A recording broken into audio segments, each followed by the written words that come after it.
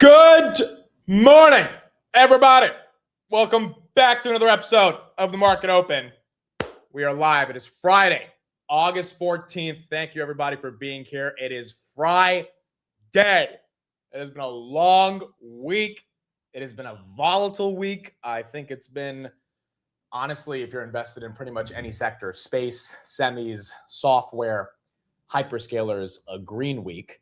And it's been one of those weeks that just reminds you betting on the future of innovation and growth is something that has always worked.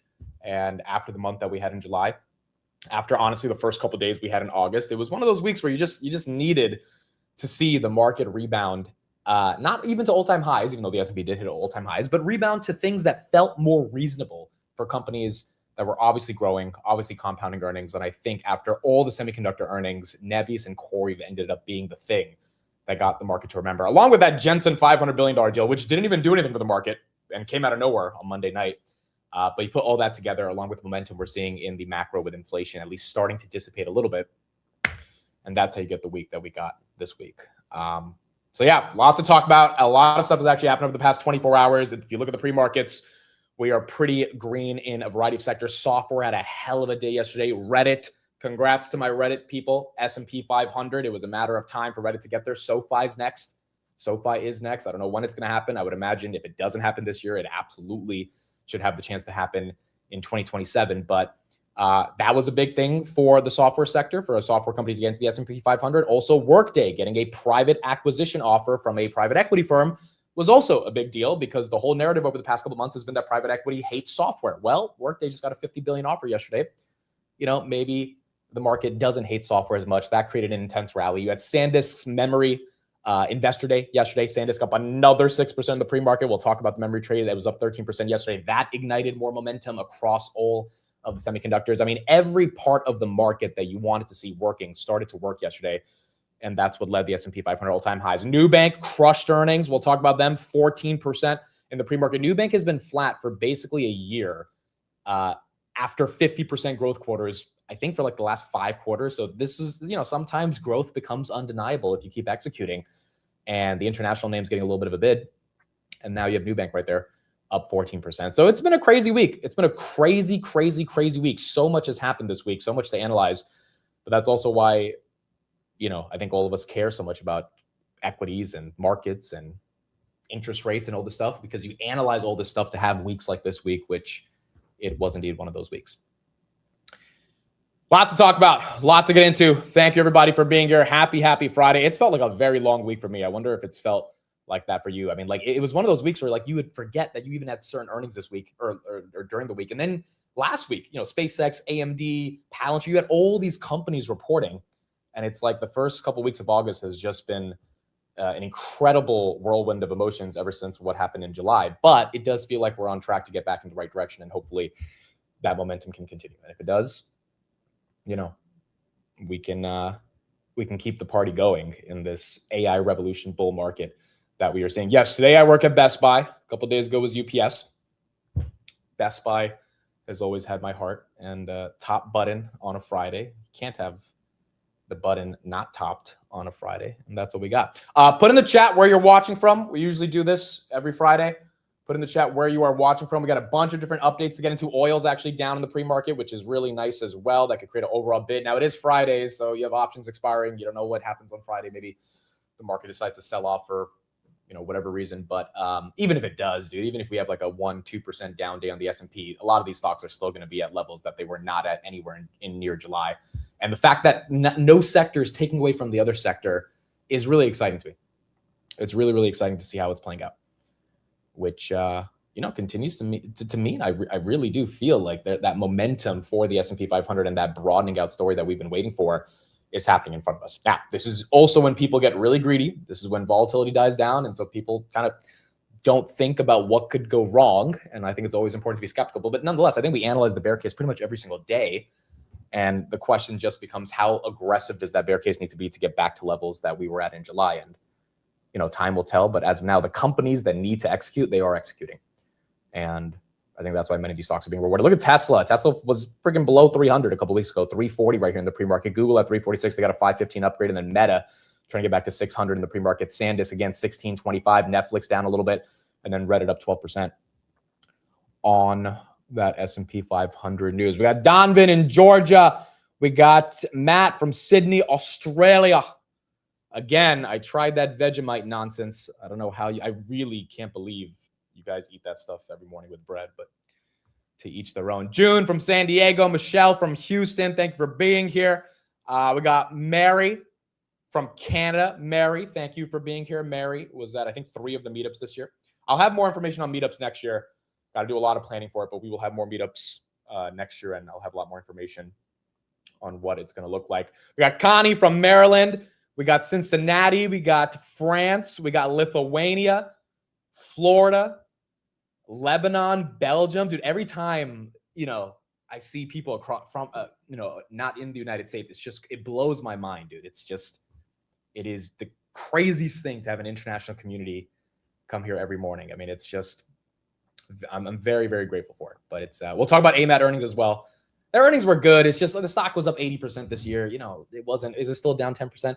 It was, it's down 6%. It was good. It just wasn't that good, right? It was one of those things where the beats weren't as well as they needed to be. And, you're going to have that in these companies which have been executing so well that the market is kind of priced in a lot of their premium already. But the earnings itself was good. Cyprus, we got Germany, we got Portugal, we got Poland, a lot of Germany. Kyle from the UK, I love it. Cleveland, Ohio. Yes, every afternoon for some of my international folks, not in the morning. Ireland, I'm not going to do it. Don't worry, I'm not going to do it. I love my Ireland folks, though. I love my Ireland folks. Because when I go to Ireland, no, I'm not going to do it. You know what? It's Friday. When I go to Ireland, I just want to make sure I see Dublin. Because I want to be doubling my money, baby. Friday, market open. Thank you, everybody, for being here. We had to do it. We absolutely had to. I think I've done it like 15 times at this point. At some point, we're going to retire it. But not today. Not on a week like this. And for all the new people, by the way, can people put in the chat if you've discovered the channel in like the past 2 months or 3 months? Like, because there were some comments I got the other day of people just being like, do you do this every day? And like, someone said, I'm new to the market and this is super overwhelming, but like, I'm going to try to listen in every day. I'm very curious for people that have just discovered it. Because hopefully if you're new to the markets, the stream can be a way to kind of like indulge yourself into the consciousness that is the stock market, and eventually it becomes less overwhelming and easier to keep up and eventually allocate capital and have that capital compound in what is the greatest, I think, pursuit of financial freedom that's out there, which is the equity markets.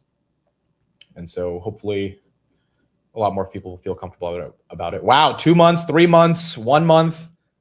Gene, 4 years. I know a lot of my OGs have been here for a while. That's incredible, man.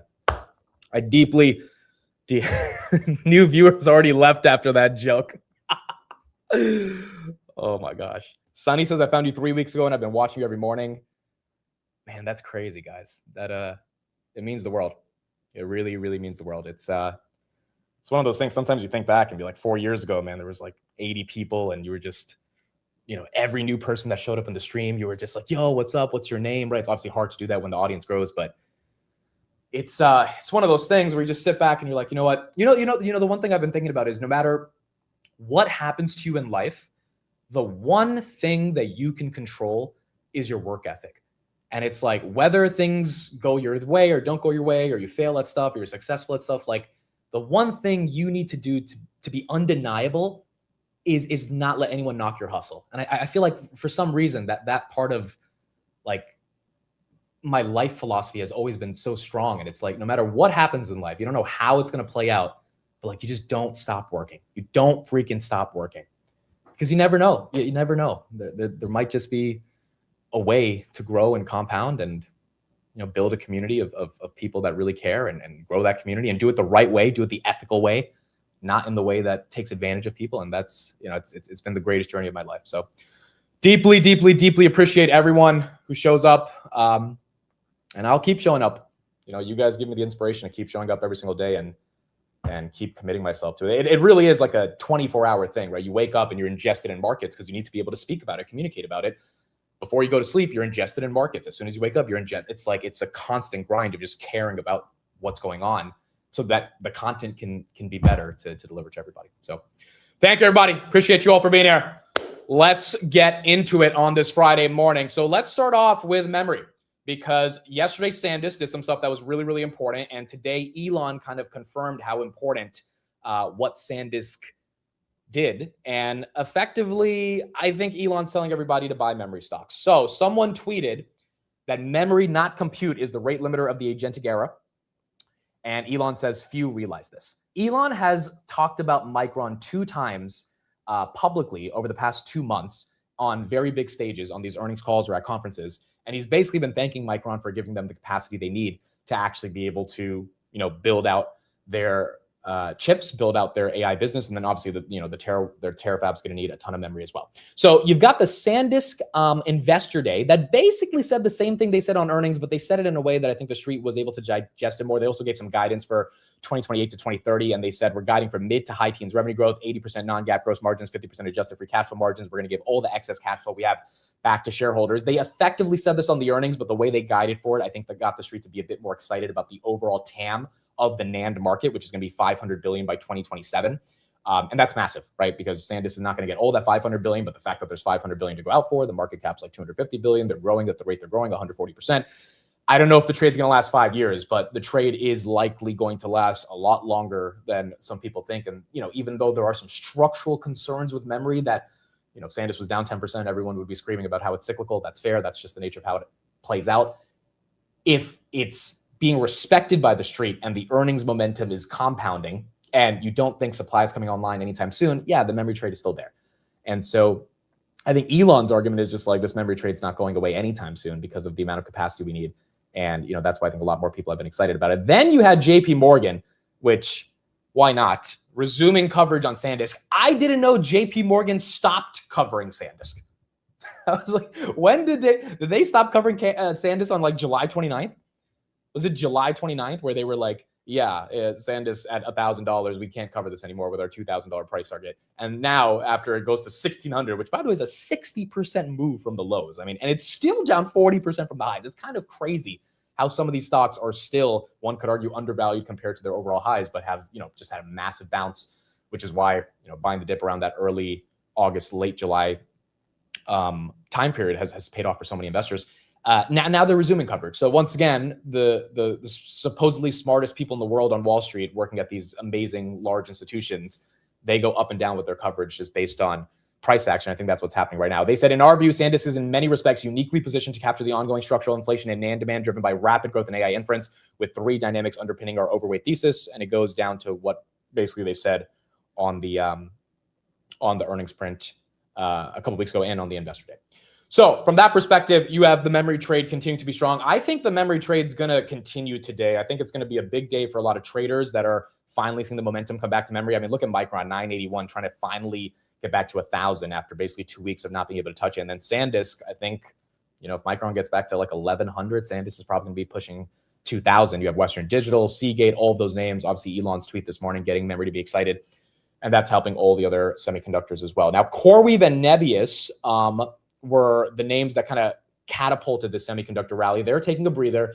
Nebius is taking a breather because there was a Hunter Brook media article saying that their New Jersey data center is being delayed. Nebius came out and said this is like not going to be a material concern. Nonetheless, as soon as that article came out, I think it's a nothing burger. But Nebius dropped from 275 to 250. And so now it's, consolidating probably around this 250 range. Maybe it bounces today, but if it doesn't, it's up from 180. I mean, if you're heavy in Nebius, you've got to just be happy that all those gains that were eviscerated in a couple weeks have pretty much just come right back. And it's very exciting to see that momentum. But the neoclouds are taking a little bit of a breather, which is not that big of a deal. Your large cap semis have started to perform as well. NVIDIA 225.97 in the pre-market. I think a run to 230 is not crazy today, given the large cap memory names are running. It's just a question of how much appetite the street has for NVIDIA. TSM right there, that's up on the day, 430. TSM went from 480 to 350. It's back to 430. Broadcom went from 490 to 350. It's back at 420. So a lot of the large cap semiconductor complex had really good earnings. The market sold it off because of the Leopold situation, and now those companies are back, which is good, right? We want to see those names get love and be respected for their earnings. Intel as well fell to 89, now at 105. DRAM fell to like 47. Now it's at 58 in the pre-market as the memory names are running. And so you're seeing that momentum come back, which is important because, yeah, they probably didn't deserve to be at all-time highs, but at the speed at which they got there. But now when they get back there, there's going to be a lot more fundamentals that are supporting it, which should be a good thing. SK Hynix as well. The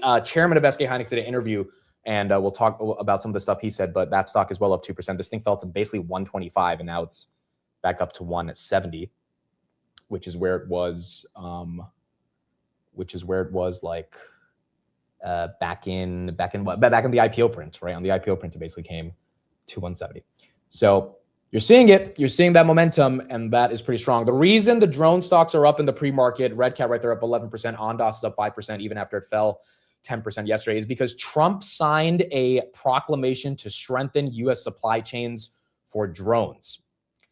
I think the drone trade is something that probably needs to be taken a bit more seriously. Many of these stocks, Kratos, AeroVironment, Ondas, Red Cat, the fundamentals aren't incredible. Let's just be honest about that. But the stocks are down from like 40 to 50% from their all-time highs. I think Ondas got to like 15 at the all-time high. Now it's at like 9. It got to 6 at one point. And you've got a Trump administration for the next 2 years that's going to support it. Whatever administration after Trump is going to have to support drones as well, because they're the future of warfare. And you've got new tariff executive orders to make sure that the supply chain of drones are going to be done in a more strategic way for the United States, with a $1.5 trillion PDYN. Yup, that's another one. UMAC, that's another one, up 18%. The $1.5 trillion budget is just going to have a lot of capital for those companies. The problem here is dilution from those names. The problem here is profitability from those names. Like, there's your typical small cap problem on a lot of those companies, but the thematic, I think, makes a lot of sense. And you just have to be ready for those companies to dilute and kind of deal with the financial engineering that they have to do until they get to the stage where they're seeing massive purchase orders. Also, there's a level of commoditization to drones.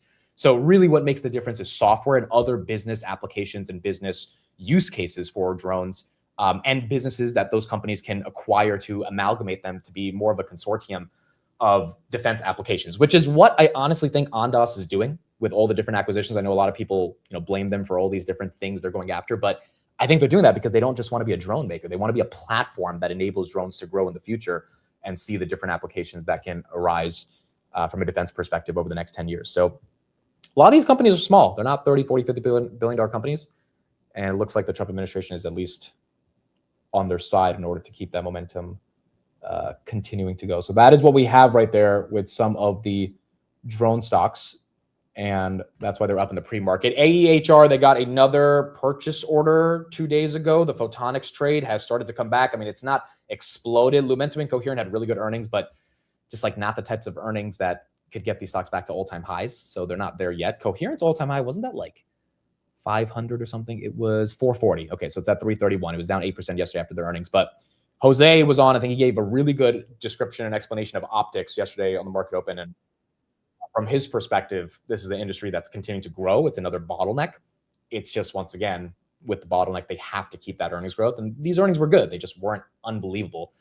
Same thing with SanDisk, which is why, the market didn't appreciate them. But SanDisk took a 15% dip, and now it's up 30% from those lows a couple of days ago. So I think that could be the exact same thing for a lot of photonics names, which is what happened to AEHR. It fell to like $40, and now it's at like 130 based on more purchase orders and sentiment on optics changing. Here is what the SK Hynix chairman said yesterday on the cyclical nature of memory and if this cycle is different for AI. Huge site that we've seen is going to be sustainable and last in something that's traditionally been a boom and bust cycle. Why is this time? Is it going to stay? I told you that the demand side, but what I really believe in the future is, in the past cycle of the memory business is depends on the number of the people, because the number of the hardware set. So without the hardware set, actually, you're not really consuming the smartphone one at a time. So you're not going to buy the tens of the smartphone someday. So, but yeah, the number of people is kind of limited, bounded by the whole market. But AI era, I think, is different, and you might have 10 different your AI agent and help you. So that all that agent has is needed more memories. So those kind of expansions. So I don't want to say that there is a no cycle, but I want to say that the cycle movement has to change.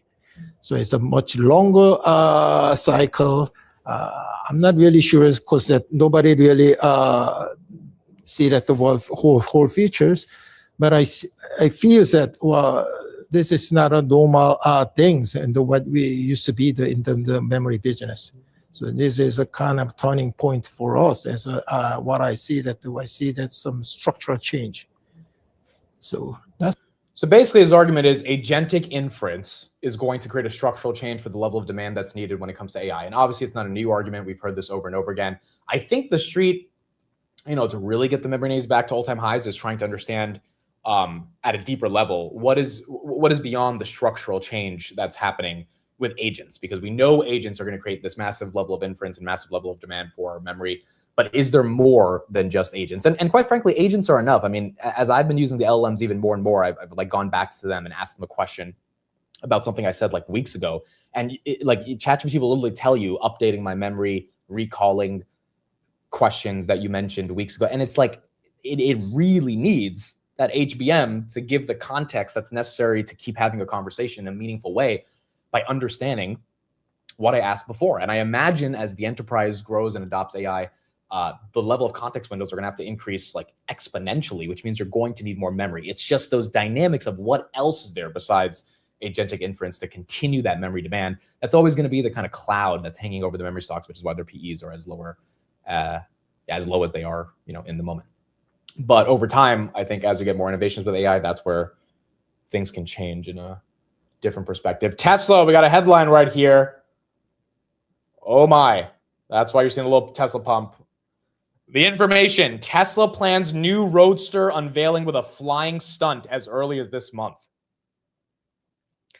Elon did say, what was this, at the end of 2024, that there was going to be a flying car presentation that never ended up happening. He tweeted about this. No, this was 2025, November. This was last year. Elon said, quote, I have the tweet right here. "We're getting close to demonstrating the prototype.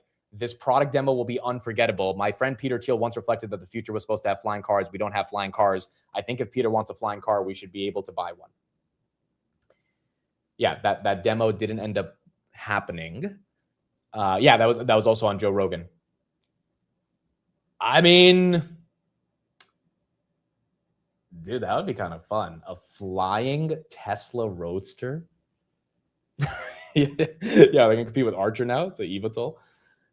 Okay, there's no way it's going to be available to buy. I mean, we're not at the point where governments have been able to regulate or even think of regulating what flying cars would look like or what air traffic would look like for vehicles. But yeah, it'd be pretty cool. It'd be exciting for a stock that really hasn't had too much excitement this year. SpaceX as well had a great week.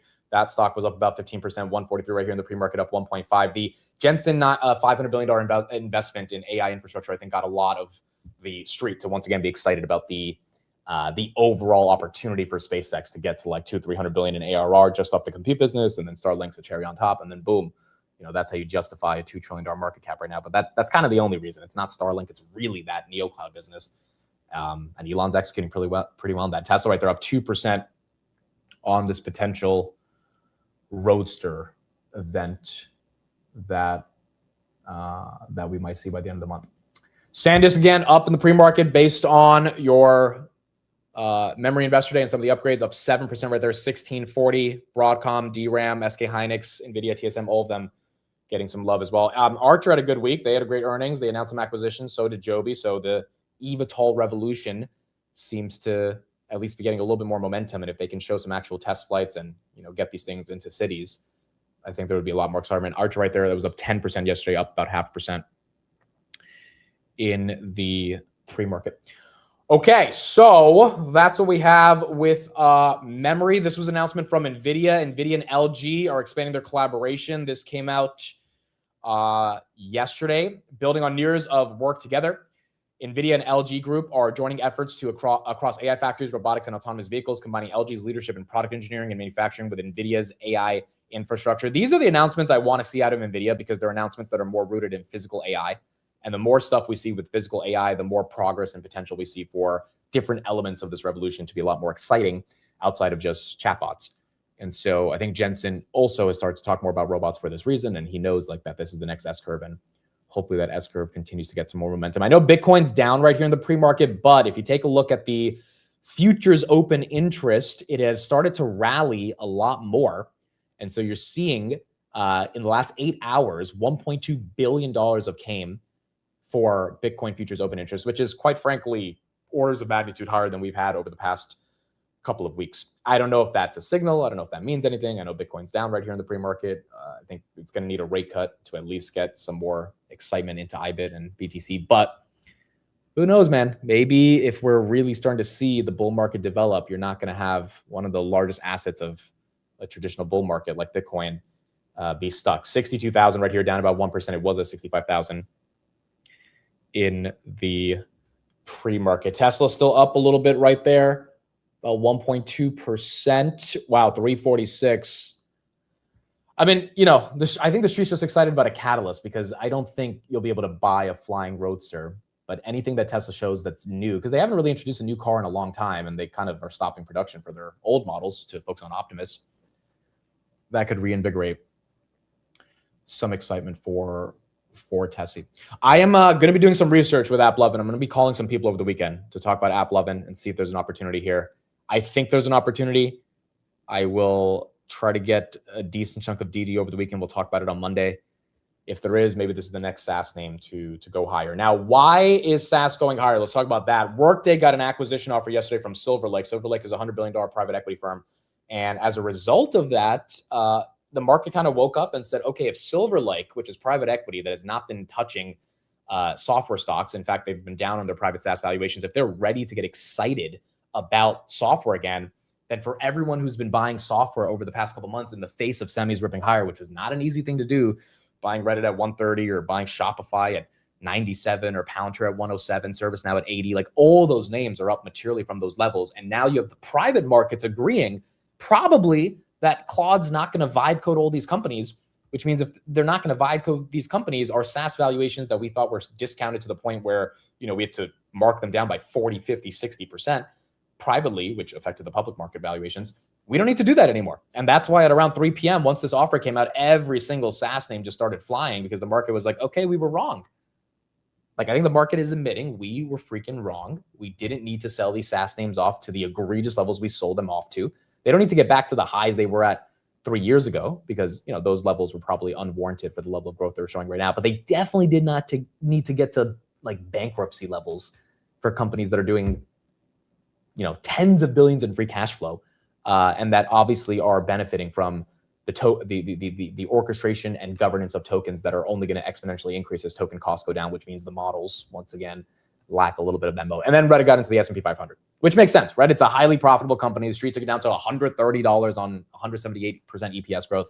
Probably did not deserve to get to that level. And so that's why you're seeing it get some more love. Then you had Mr. Microsoft, which is still below 500, but that one also made a massive rally from the 350s. This one's also primarily a software company along with AI infrastructure.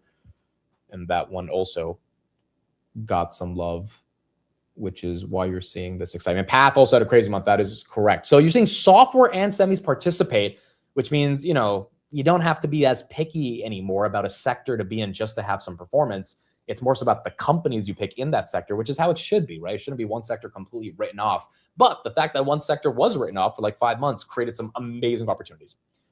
And that's why I think the market is giving this here a lot more excitement. Oracle is up as well because we've got some updates on OpenAI. So it's kind of weird what's going on with OpenAI. They came out yesterday and basically said they're on a $40 billion annual run rate, which is up from $25 billion a few months ago. Revenue grew 20% month over month, driven by strength in Codex. But then their chief revenue officer and chief operating officer left. The chief revenue officer left after only being there for 9 months.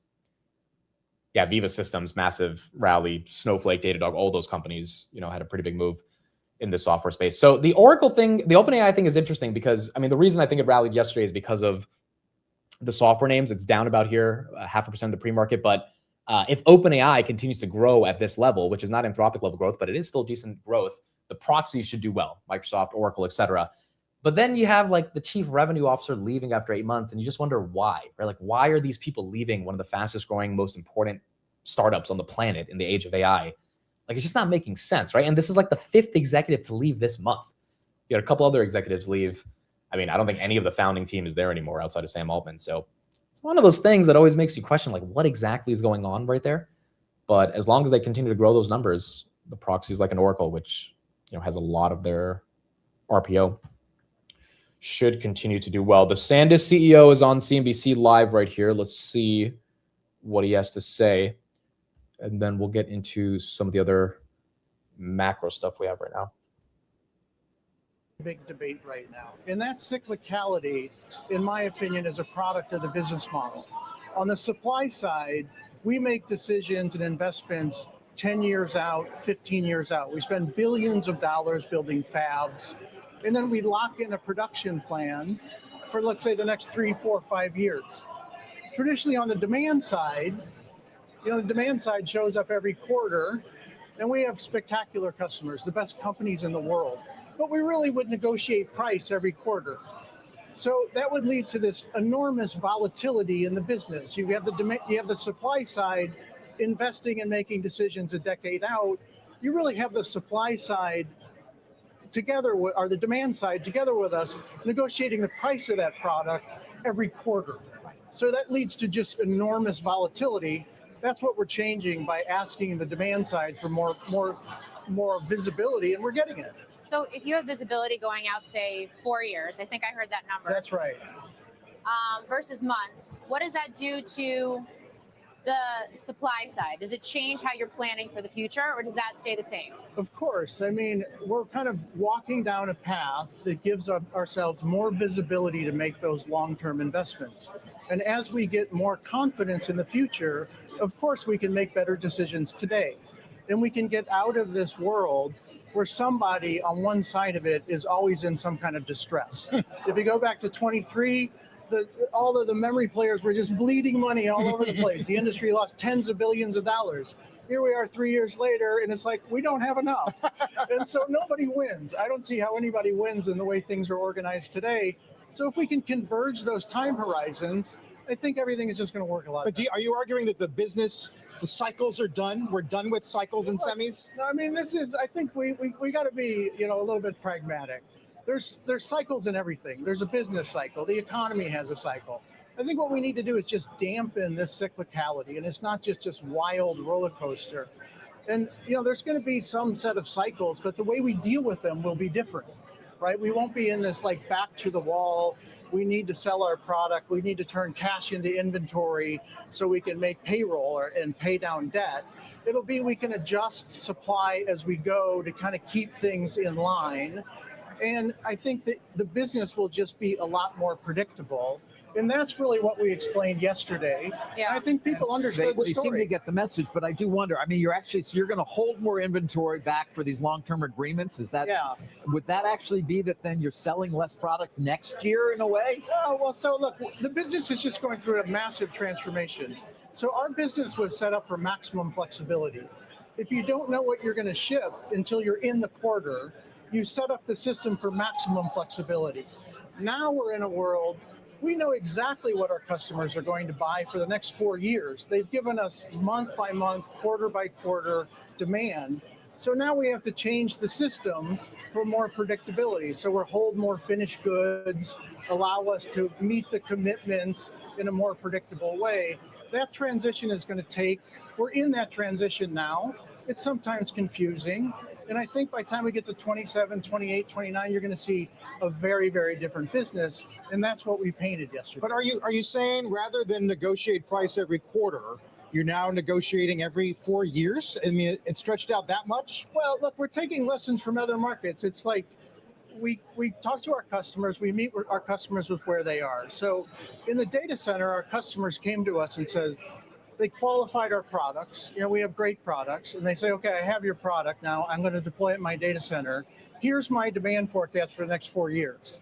And we basically told them, look, if you want to negotiate that every quarter and think you're going to get everything you're going to get, that is a lot. You're going to have a lot of variability in your business. And they said, we don't want that. We want predictability.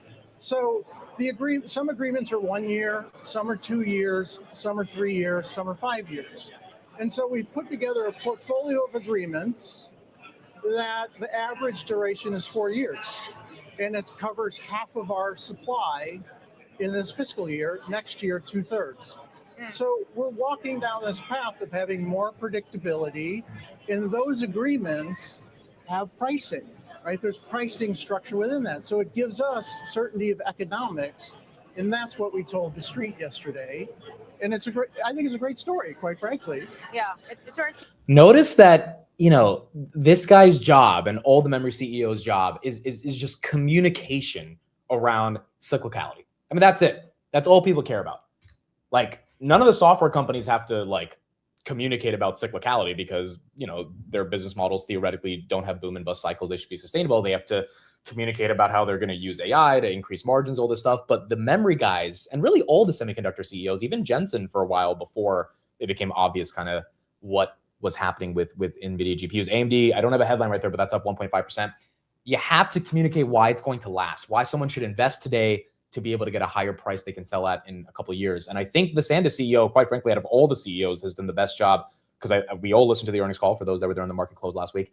And on the investor day, from what I read, and just now of him explaining, look, this is what we're going to do. This is why we think the stock should have a premium.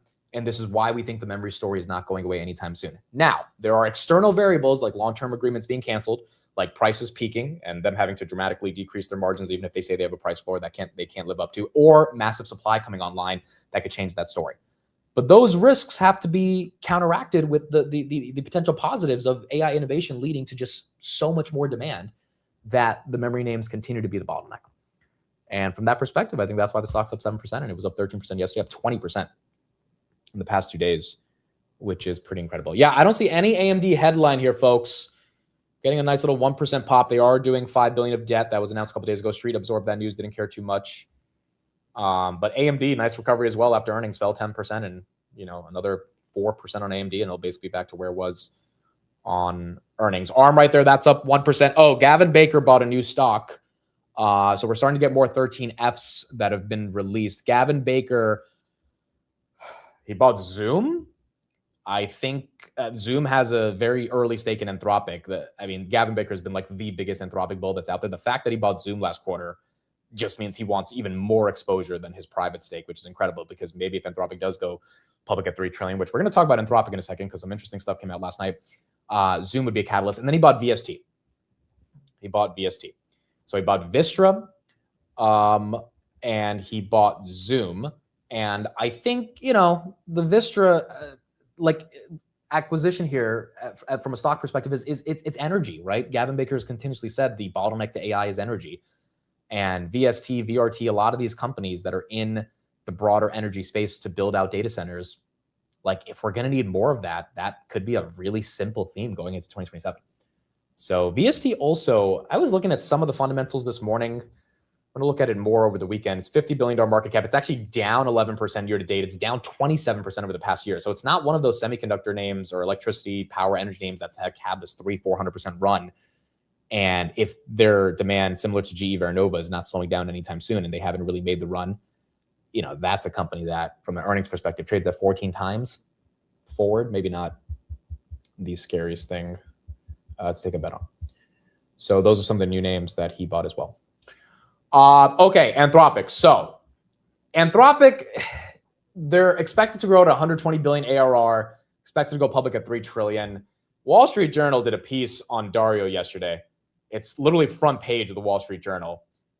And look, it's one of those things where it's just a little interesting, to say the least. I don't know if it really affects the Anthropic thesis. It probably doesn't. But let me ask you guys this. Did you guys know Dario was married at all? Because we never tend to hear about his wife or his marriage, and we don't need to, quite frankly. But, I've never heard of it until last night's article. Wall Street Journal did a full piece on it because of the influence she has at Anthropic. It's kind of crazy. She used to date Eric Schmidt, who was the former CEO of Google. She ended up then breaking up with him and going with Dario. And Eric Schmidt is the one that introduced her to the Anthropic opportunity. The part that gets really weird is that she, in 2012, reached out to Jeffrey Epstein to get an investment.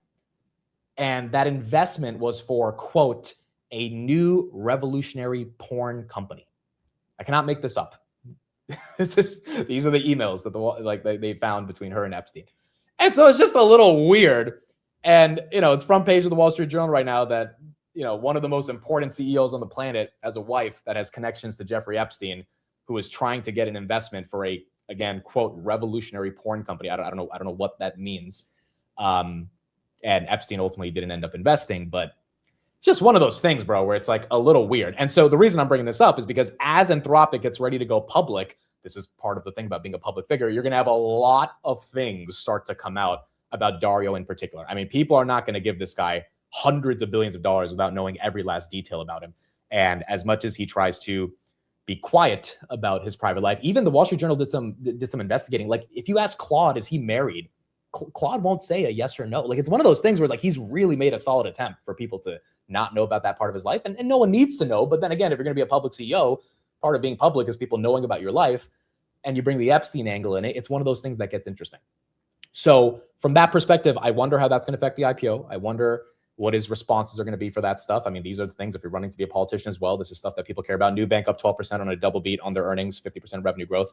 And quite frankly, I also wonder what it's going to mean for Anthropic to exist as a public company and how much people care about all the different nuances outside of just their revenue growth. Their CapEx commitment is the big thing, but also, who is Dario? Who are we investing in, right? At the end of the day, if that company IPOs at 2.5-3 trillion, he will be responsible for that capital, stewarding that capital, and making sure that capital continues to grow in one of the greatest build-outs we've ever seen. So I think a lot of these details are going to come out. Obviously, the S1 is going to be the most important thing as we see more and more numbers. But yeah, that piece in the journal yesterday was crazy. I was looking at these emails. I could not believe that there was these types of connections there.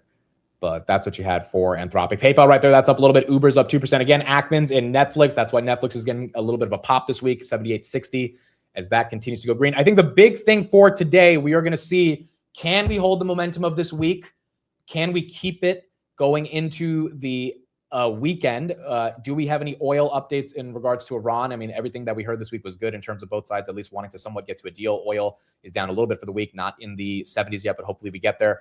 On top of that, stocks have run a lot this week, software and semis, even some of the hyperscalers. Can they hold it? Because if they give some of it back on a Friday where you've got options expiring, Palantir was like 10 cents away from 180 yesterday. Let's see if we can break through when the market opens. Then it is what it is. You're going to have to give back some of the gains, but overall, it's been a really good week. And unless we go fully red for the week or for the day, 2%, 3% down the S&P, which I think is unlikely, then it should be one of the best weeks we've had all year. S&P is going to end like 4% up this week, which is quite incredible. So that's what we got. Thank you all for being here. It is Friday, August 14th, as Broadcom dumps right at the open. Let's see what's going on. 9:30 a.m. The stock market on this Friday morning is now open.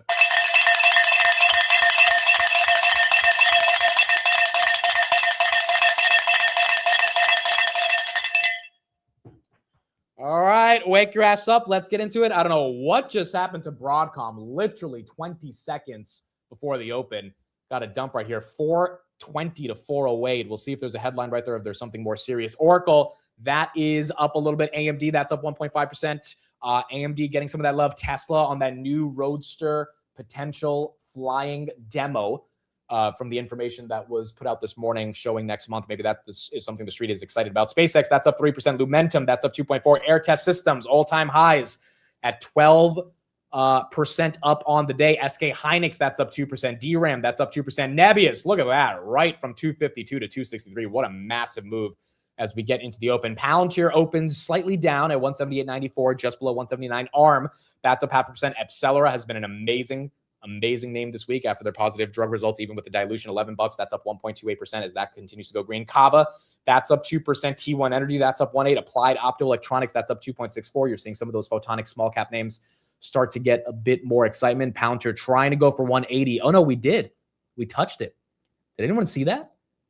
We touched it literally for a second and then we dropped to 178. So we got through 180, which means I think we have a chance to get right back there. It's been 7 months since we've seen that 180 level. NVIDIA 226 as that continues to go green. Oh, Burry closed his semiconductor shorts yesterday for a loss, and he opened up new shorts on the QQQ for June 2027. So he closed his January 2027 semiconductor puts for a loss, and he rolled those for a June 2027 QQQ puts.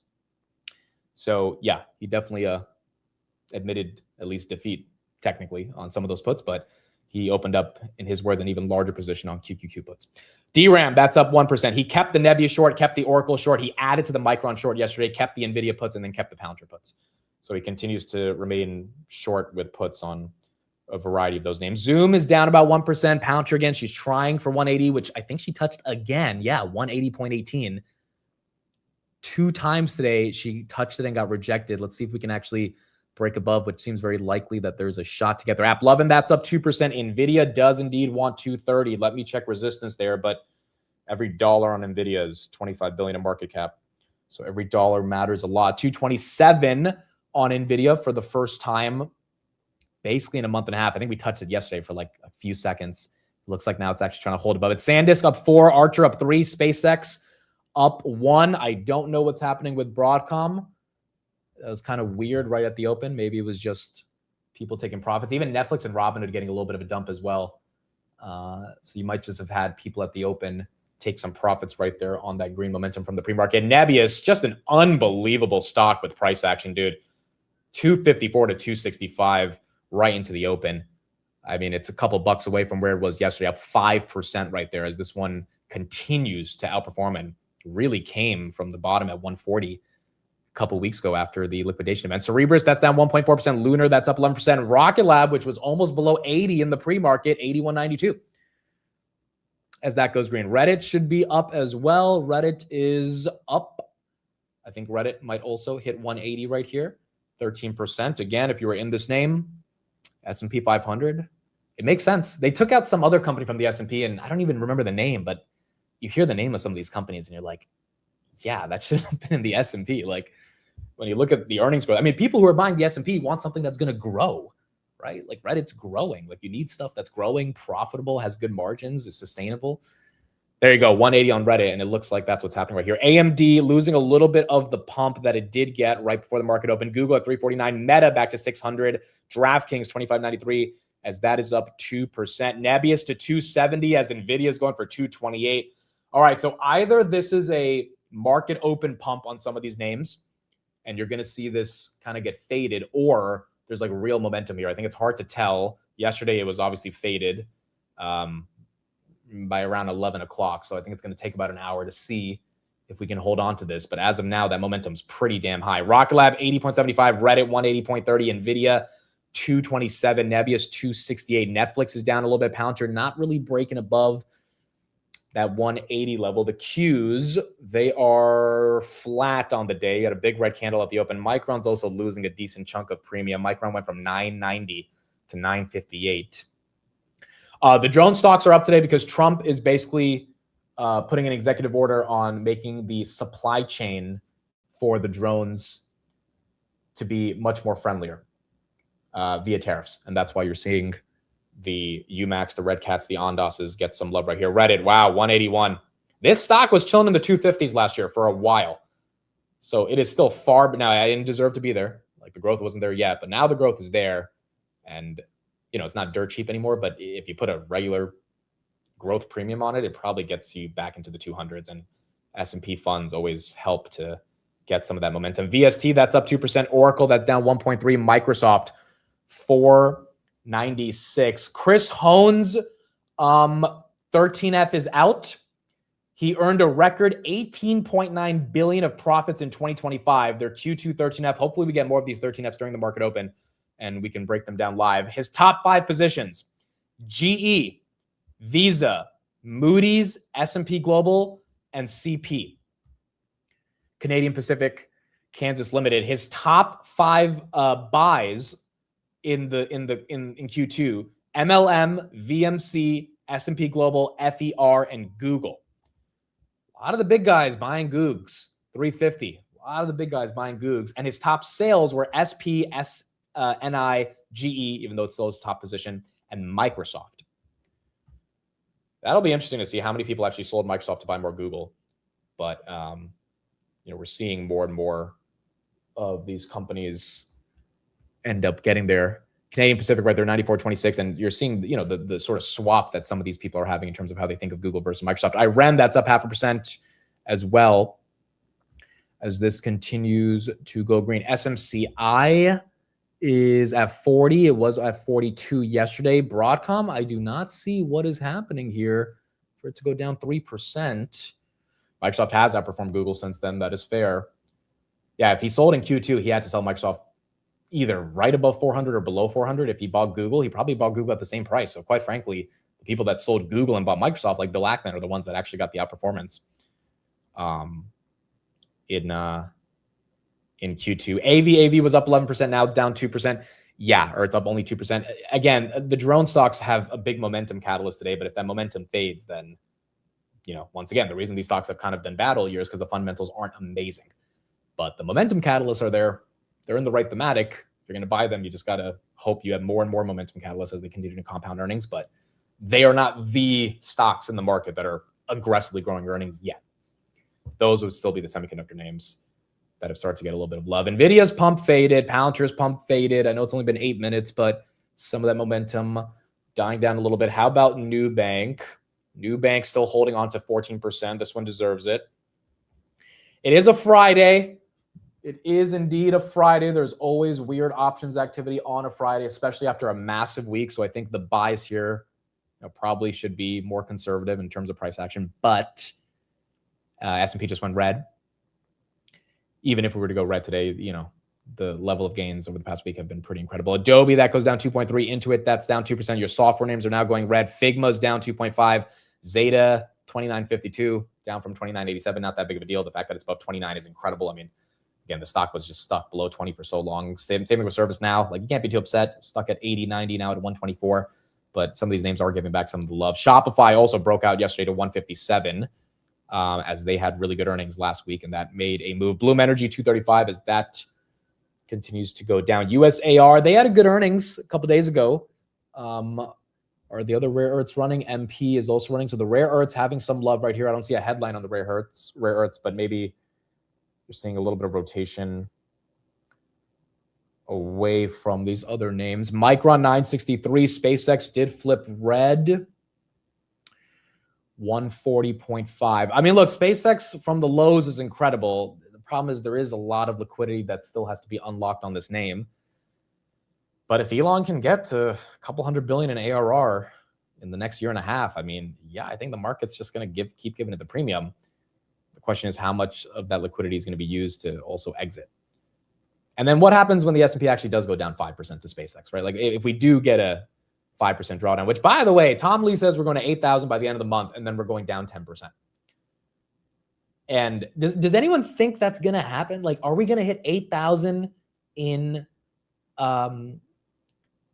August, like the end of August, and then drop 10% on the S&P from there? And the arguments he gave, I'm sorry, they just weren't that convincing. He was like, well, margin debt is high. I'm like, hold on, margin debt was really high in July, and we had a really ugly drop. That's over. He's like, the Fed's still going to be tested. I'm like, okay, but like, I don't know if the Fed's going to be tested to the point where we're just going to go down 10% because they want to test Kevin Warsh. Like, there still has to be a different catalyst to cause that. Earnings growth is fine. Like, I just, now, if it does happen, I think stocks will become incredibly cheap. You have a great opportunity, but, and look, it's easier for us to go down 10% from 8,000 than from here, because obviously if we run up a lot, we could have a drawdown, but that would make a very ugly September and October, folks. I mean, September and October are not going to be fun if we have to deal with a 10% drawdown on the S&P 500. I mean, Robinhood's going back to 80, potentially lower. Like, Meta's going to 550. Like, Google's going probably below 300 if the S&P falls through. I mean, it's just going to be ugly. Marvell 221, that goes red. Corning 161 as well. Nebbia's still going for 270. Yeah, 5% I could see. 5% is normal. 10% is like a full-on correction. Because at 5%, you're going to have people wanting to buy the dip. And the question is going to be, should they buy the dip or should they not? And the qualitative reason for why things are so bad will determine it. The reason we went down 10% in March is because after we were down 5%, people were like, this war is going to last forever. We can't buy the dip. And technically they were right. We had another 5%, but finally you got the ceasefire and then we rebounded, which kind of caused the pain to be over at the time. SpaceX losing 140 right there. What is going to be the catalyst this time? NVIDIA 226 as that continues to try to hold on to some of that love as well. I don't know why Broadcom's down, folks. It feels like a pod at one of these funds at 929 just dumped a decent chunk of their position right here. That wasn't retail that woke up and sold this thing down 40 billion. It had to be something institutional. But I didn't see a headline that caused that. Nebby is still going up in the face of a lot of these names flipping red. 271 on Mr. Nebesis. AMD is well above 490. 492. AAOI, are we up or down on this one? We were flat. Last time I checked, we are up 9%. Dude, this name has been weird. Like, you talk about intraday 25% rallies up and down is what's happened on this name every day this week. Like, you got a chance to buy it at 125 and sell it at 145 almost every day this week, up and down. So I wonder if this 9% is going to hold, because it's been faded literally every single day of this week. And they had a really good earnings, so I think they deserve to get a pump. But the question is, how much are the algos just controlling some of these photonics names that are continuing to go up and down? SMCI, $40, that's still holding that 2% move. Nokia's up a little bit. Intel, nicely holding 100, which is good to see. Cisco is not an interesting buy right now. Cisco, again, a lot of the easy money has been made in Cisco, and they're not growing. They're growing revenue at 18%. It's like, okay, that's good, but I don't think Cisco is the crazy dip buy. Having said that, we're in a networking super cycle, so it's not like Cisco is not going to be super important. It's already a $450 billion market cap. It's broken out of a 20-year base. So it's one of those things where it's like, is it really going to $1 trillion, right? If you're buying it at $400 billion, like, what are you buying it for? You got to be buying it for that $700-800 billion level. And do they have the earnings growth to actually get up there? I don't know. I feel like the memory names have a way easier path to grow and potentially get that 50% move from these levels. Ondas, that's up 4.6%. Red Cat still up 5% as well on the day. Oscar, your healthcare names have been a sleeper for the past couple of weeks. Oscar, there you go, 32.45, hit 36 on earnings, fell to 27. This one probably getting back some of the love, and you're seeing that happen right here. Someone just bought 1.7 million of Tesla calls. February 2027, strike 495. Dude, if Tesla gets back to 500 by 2027, that would be exciting. 2 million into those 495 calls on Mr. Tesla. We also get consumer sentiment in 15 minutes. That is definitely a market-moving catalyst on a Friday. SPY just flipped green again, so we'll see if that sentiment from consumers changes any sentiment around some of these stocks right here. That was me. Yeah, of course, that was you. There's going to be a day where I get one of these option alerts, and it's legit going to be one of you guys that did it, and it got alerted, and it'll actually be true and not a troll. 1.7 million into 495s, bro. I mean, that would be incredible. Elon did disclose yesterday he owns 6.4 billion shares of SpaceX, about 48% of the company, which is like 500% more than the actual shares available to trade right now. Or sorry, like 800% more than the shares available to trade on the market right now. So Elon owns a chunk of this, which is why he's basically a trillionaire. But his shares are not available to sell or not unlocked in the market right now. Tesla 348 as that continues to get green. I don't think he can sell until next year, like summer. So that's about a year that he has lockup. Same thing with Google. They have a year lockup before they can sell. Amazon is interesting, man. Like Amazon does this every earnings. When they have a good earnings and they pump, they don't hold it. I mean, this is identical to what happened in Q1. They rallied up to 280 and then just slowly came down. Obviously, Bezos sold a ton at 280 as well. So, you have the Bezos sell wall that came. But It's one of those names that needs earnings to move. Like, you don't randomly get an Amazon up 4 or 5% day. You get that sometimes with, I mean, you get that a decent amount of times with Tesla. You get that all the time with NVIDIA. You get that a decent chunk with Google. Microsoft and Amazon, they usually need a catalyst. And I mean, look, it's up from the absolute lows in July. So it gave an opportunity, but it's not breaking that $300 level. It's up 17% for the year. So definitely outperforming the S&P. Over the past 1 year, it's up 14%. Past 5 years, it's up 60, which is underperforming the NASDAQ. But that $300 breakout hopefully will continue to help it do well. AEHR, what a massive move right here. Hit 147, now at 136. Small cap, $4 billion company.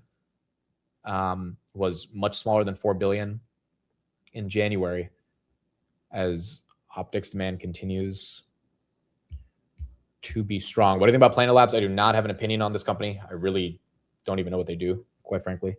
I've heard about them, but it would have to be this one also, though. There's like $3 like a year ago, right? Or 2 years ago. This one's been a massively performing stock in the space part of the market.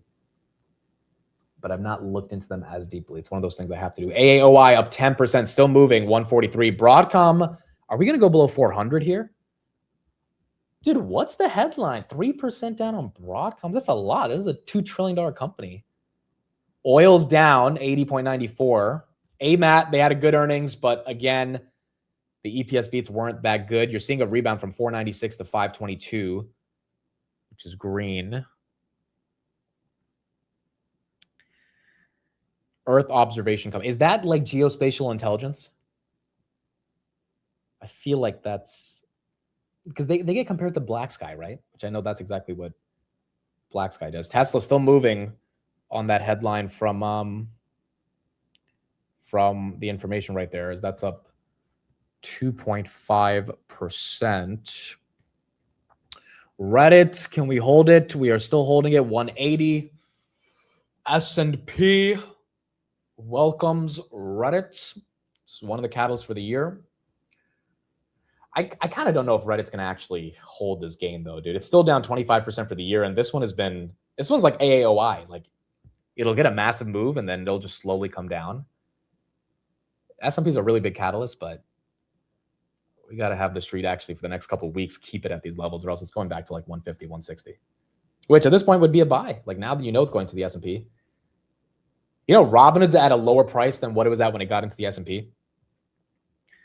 It's crazy, bro. Like, the S&P is a good short-term catalyst, but like a year later, it really doesn't matter. Like, at that point, okay, yeah, more people bought it, but like if the sentiment or narrative has flipped on the company or the earnings haven't done as well, I mean, it'll just get sold out from the same companies that bought it. Rocket Lab going red, 82 to 79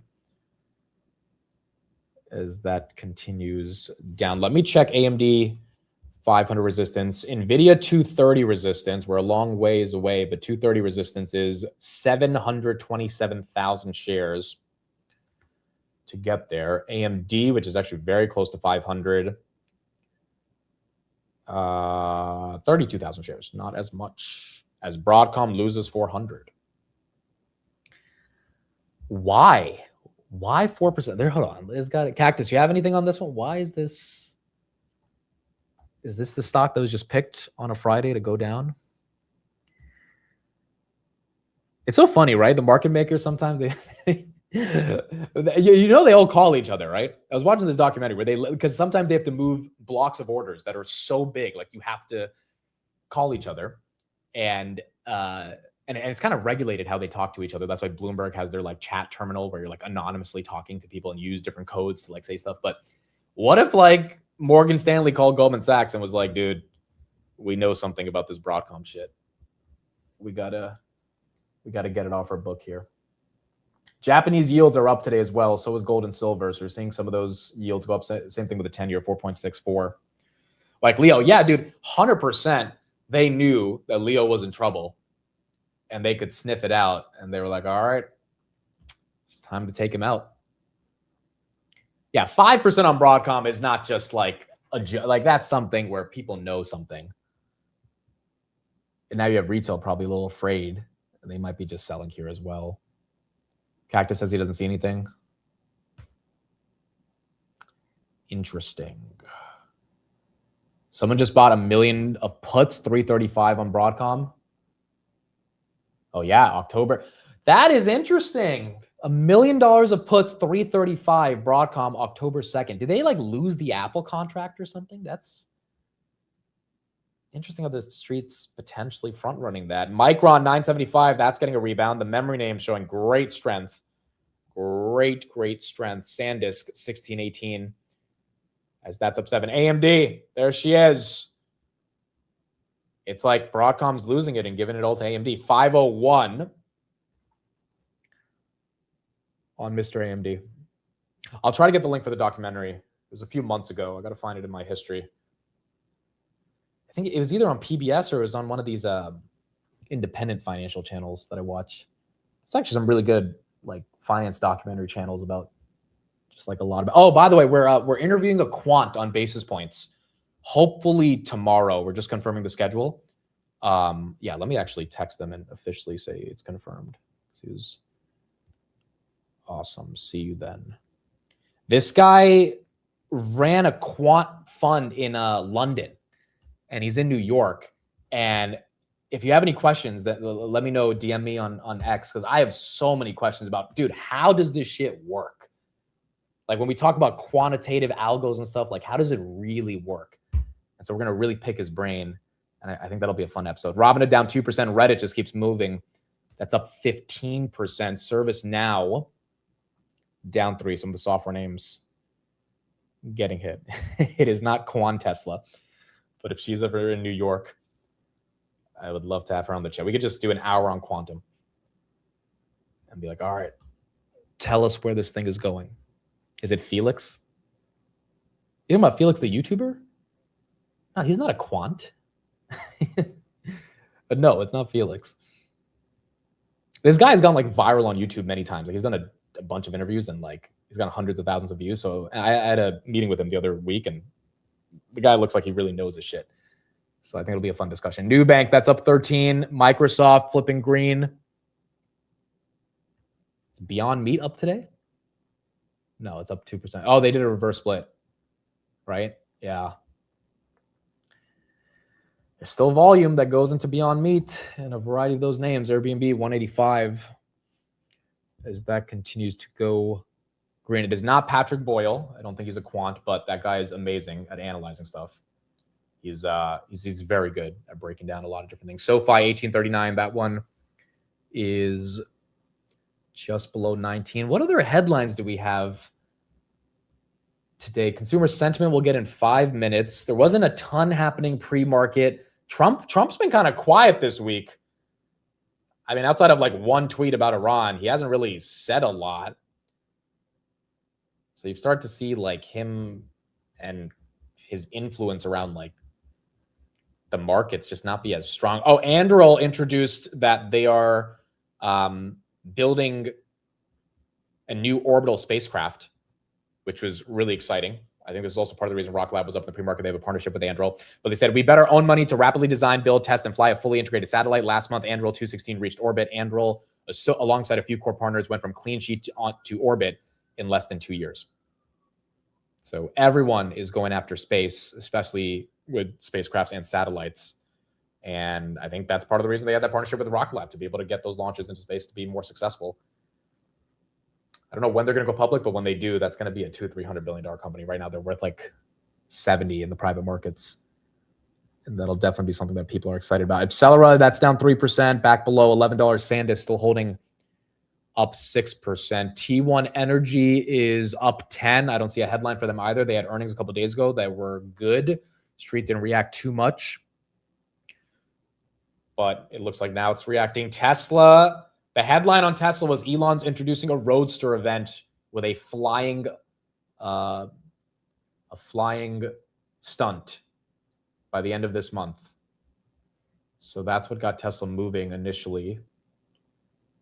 In the pre-market, 349. ServiceNow red. AMD again below 500. Workday, you know, an acquisition offer is definitely a short-term catalyst, but if the acquisition is going to happen, that's what determines if this thing deserves to go up. So I can understand why it's down 5%, but it's still up 15% from the lows of yesterday. It's just 173 to 227 was all momentum.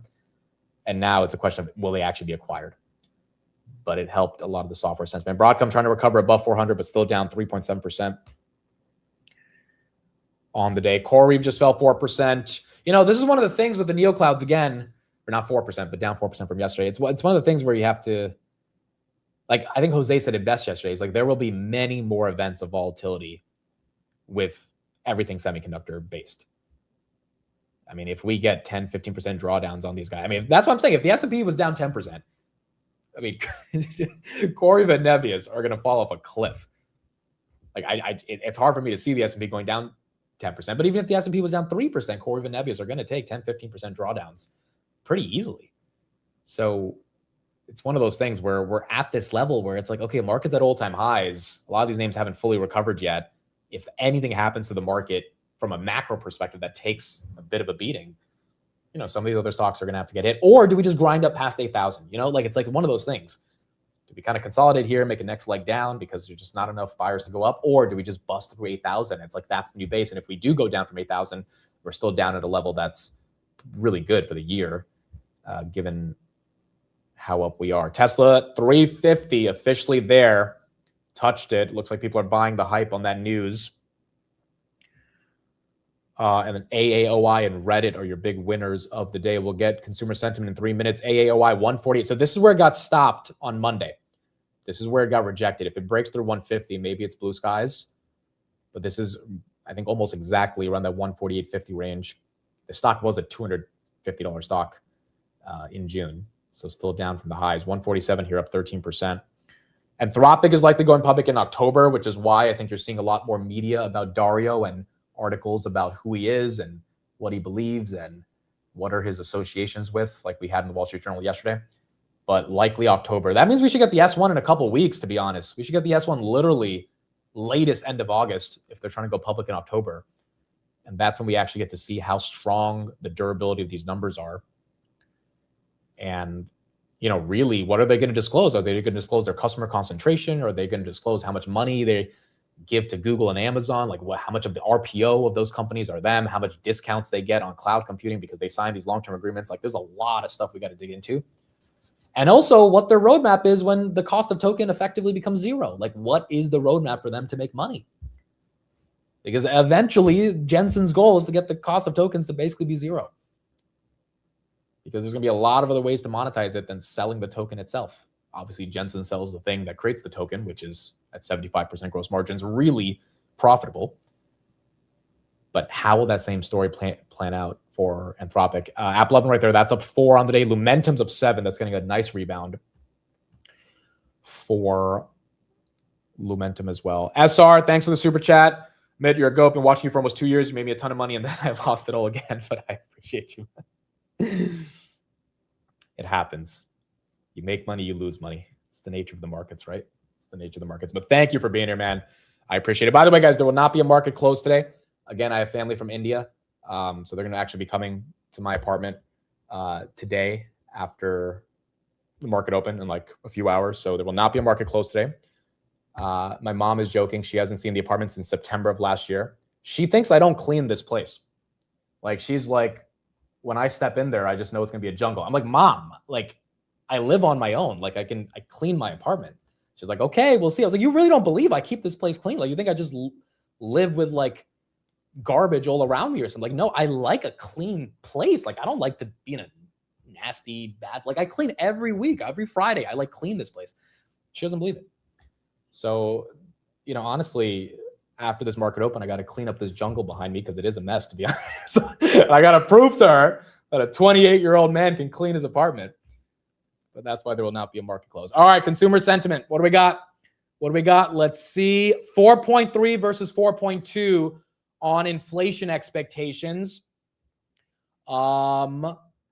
S&P, let me pull it up right here. Let's see if the S&P liked it. 778, basically flat. 4.3 versus 4.2.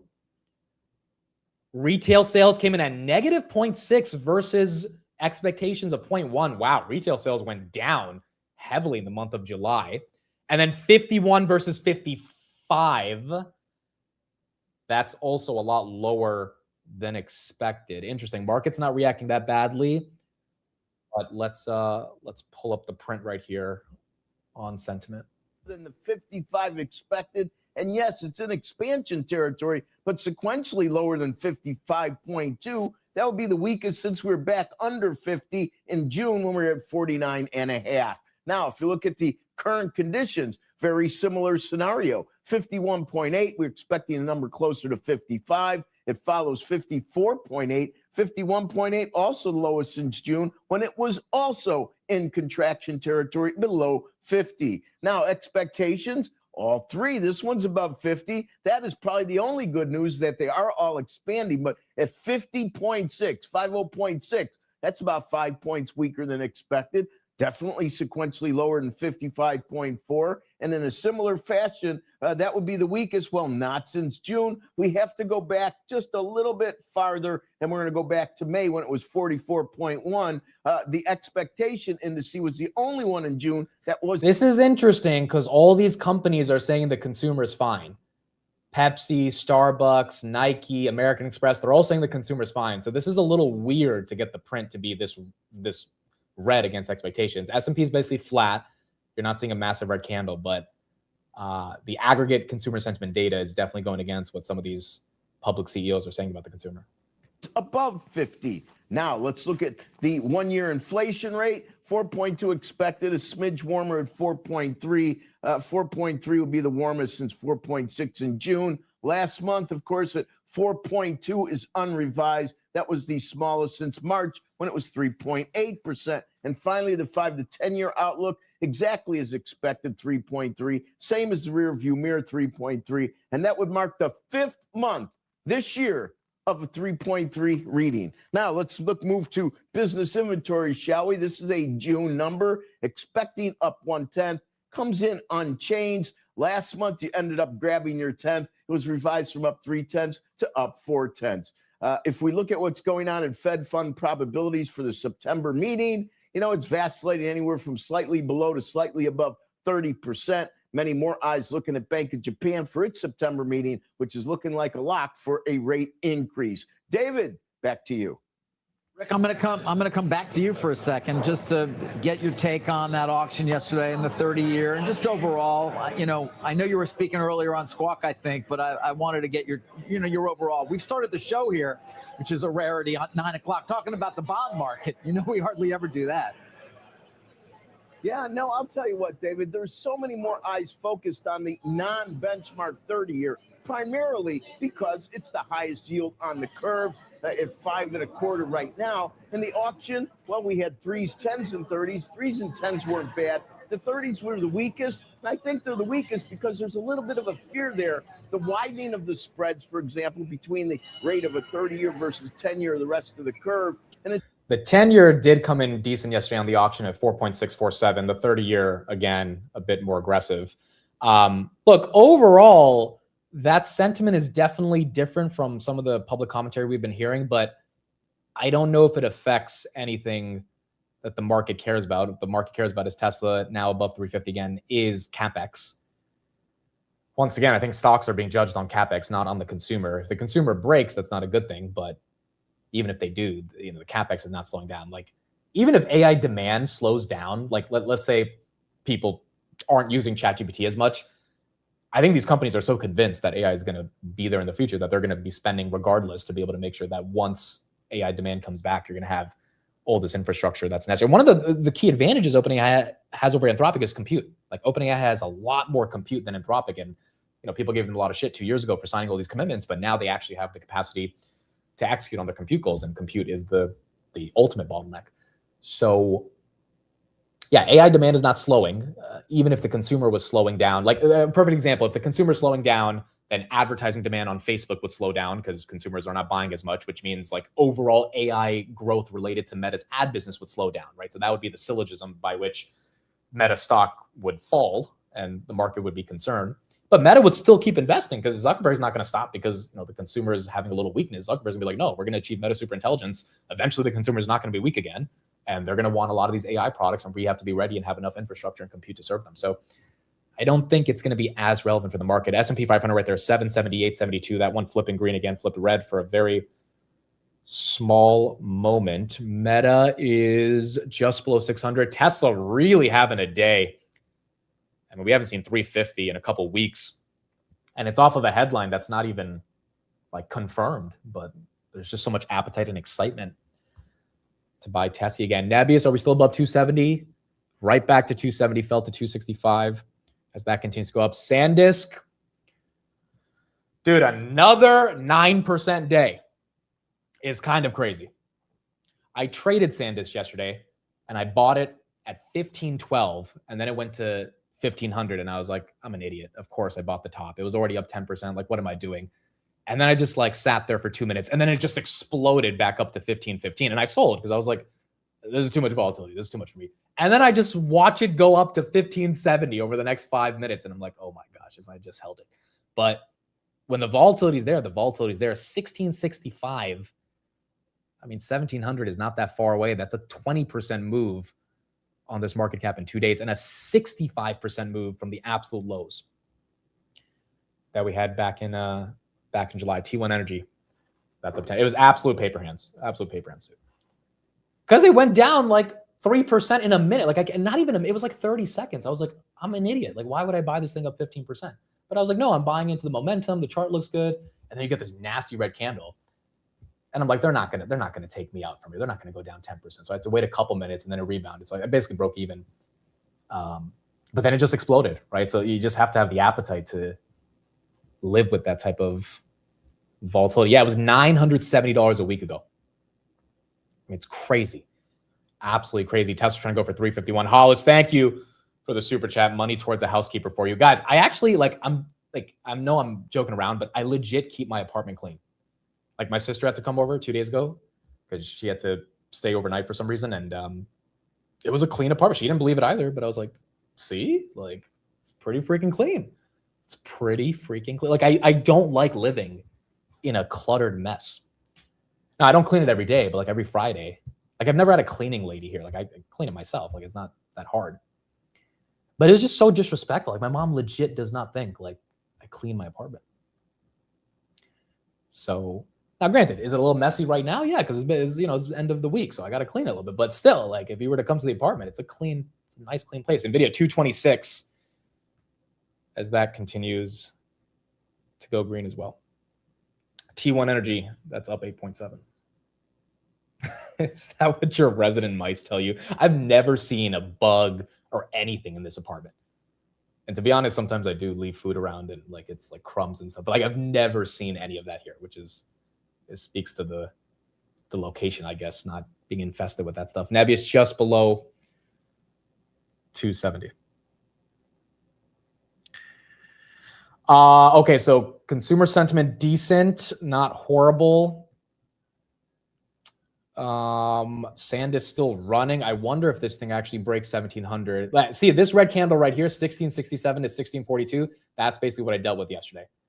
And then you just have to be patient, and it rebounded like crazy. So this is where we got to see how much the bulls get scared, or if it keeps going. Wow, Bloom. Well, when SanDisk runs, they all run. Bloom right there, 245. DRAM, Bloom. I mean, a lot of these names this week. As soon as you got a break above the 40-week on Kospi, everything was ready to go. Kospi was up 3% yesterday. Like, it's really nice to see that recovering in a pretty meaningful way. Microsoft just below 500. Okay, first of all, thank you for the super chat, but I do have a mop. I have one of those electric mops or whatever. What is it called, dude? It's like it's a steam mop. I don't know what it's called, but like the point is, I have a Dyson for the vacuum, and I have a steam mop, and every Friday we make sure this. Also, I have a lot of candles, so it always smells good. Like, it's a clean apartment, bro. I keep it clean. Palantir 177 down 1, could not break above 180 again. Amcor, again, they're selling their China business this week for $1.5 billion. Amcor right there, $59.99. Looks like that. Look, Jensen talked explicitly about packaging a couple days ago on the CNBC interview. So just the nature of what they do and the couple of people that compete with them in the United States is why they have a moat. The cyclicality of their business, once again, is why all the semis continue to feel like a little or get discounted, right?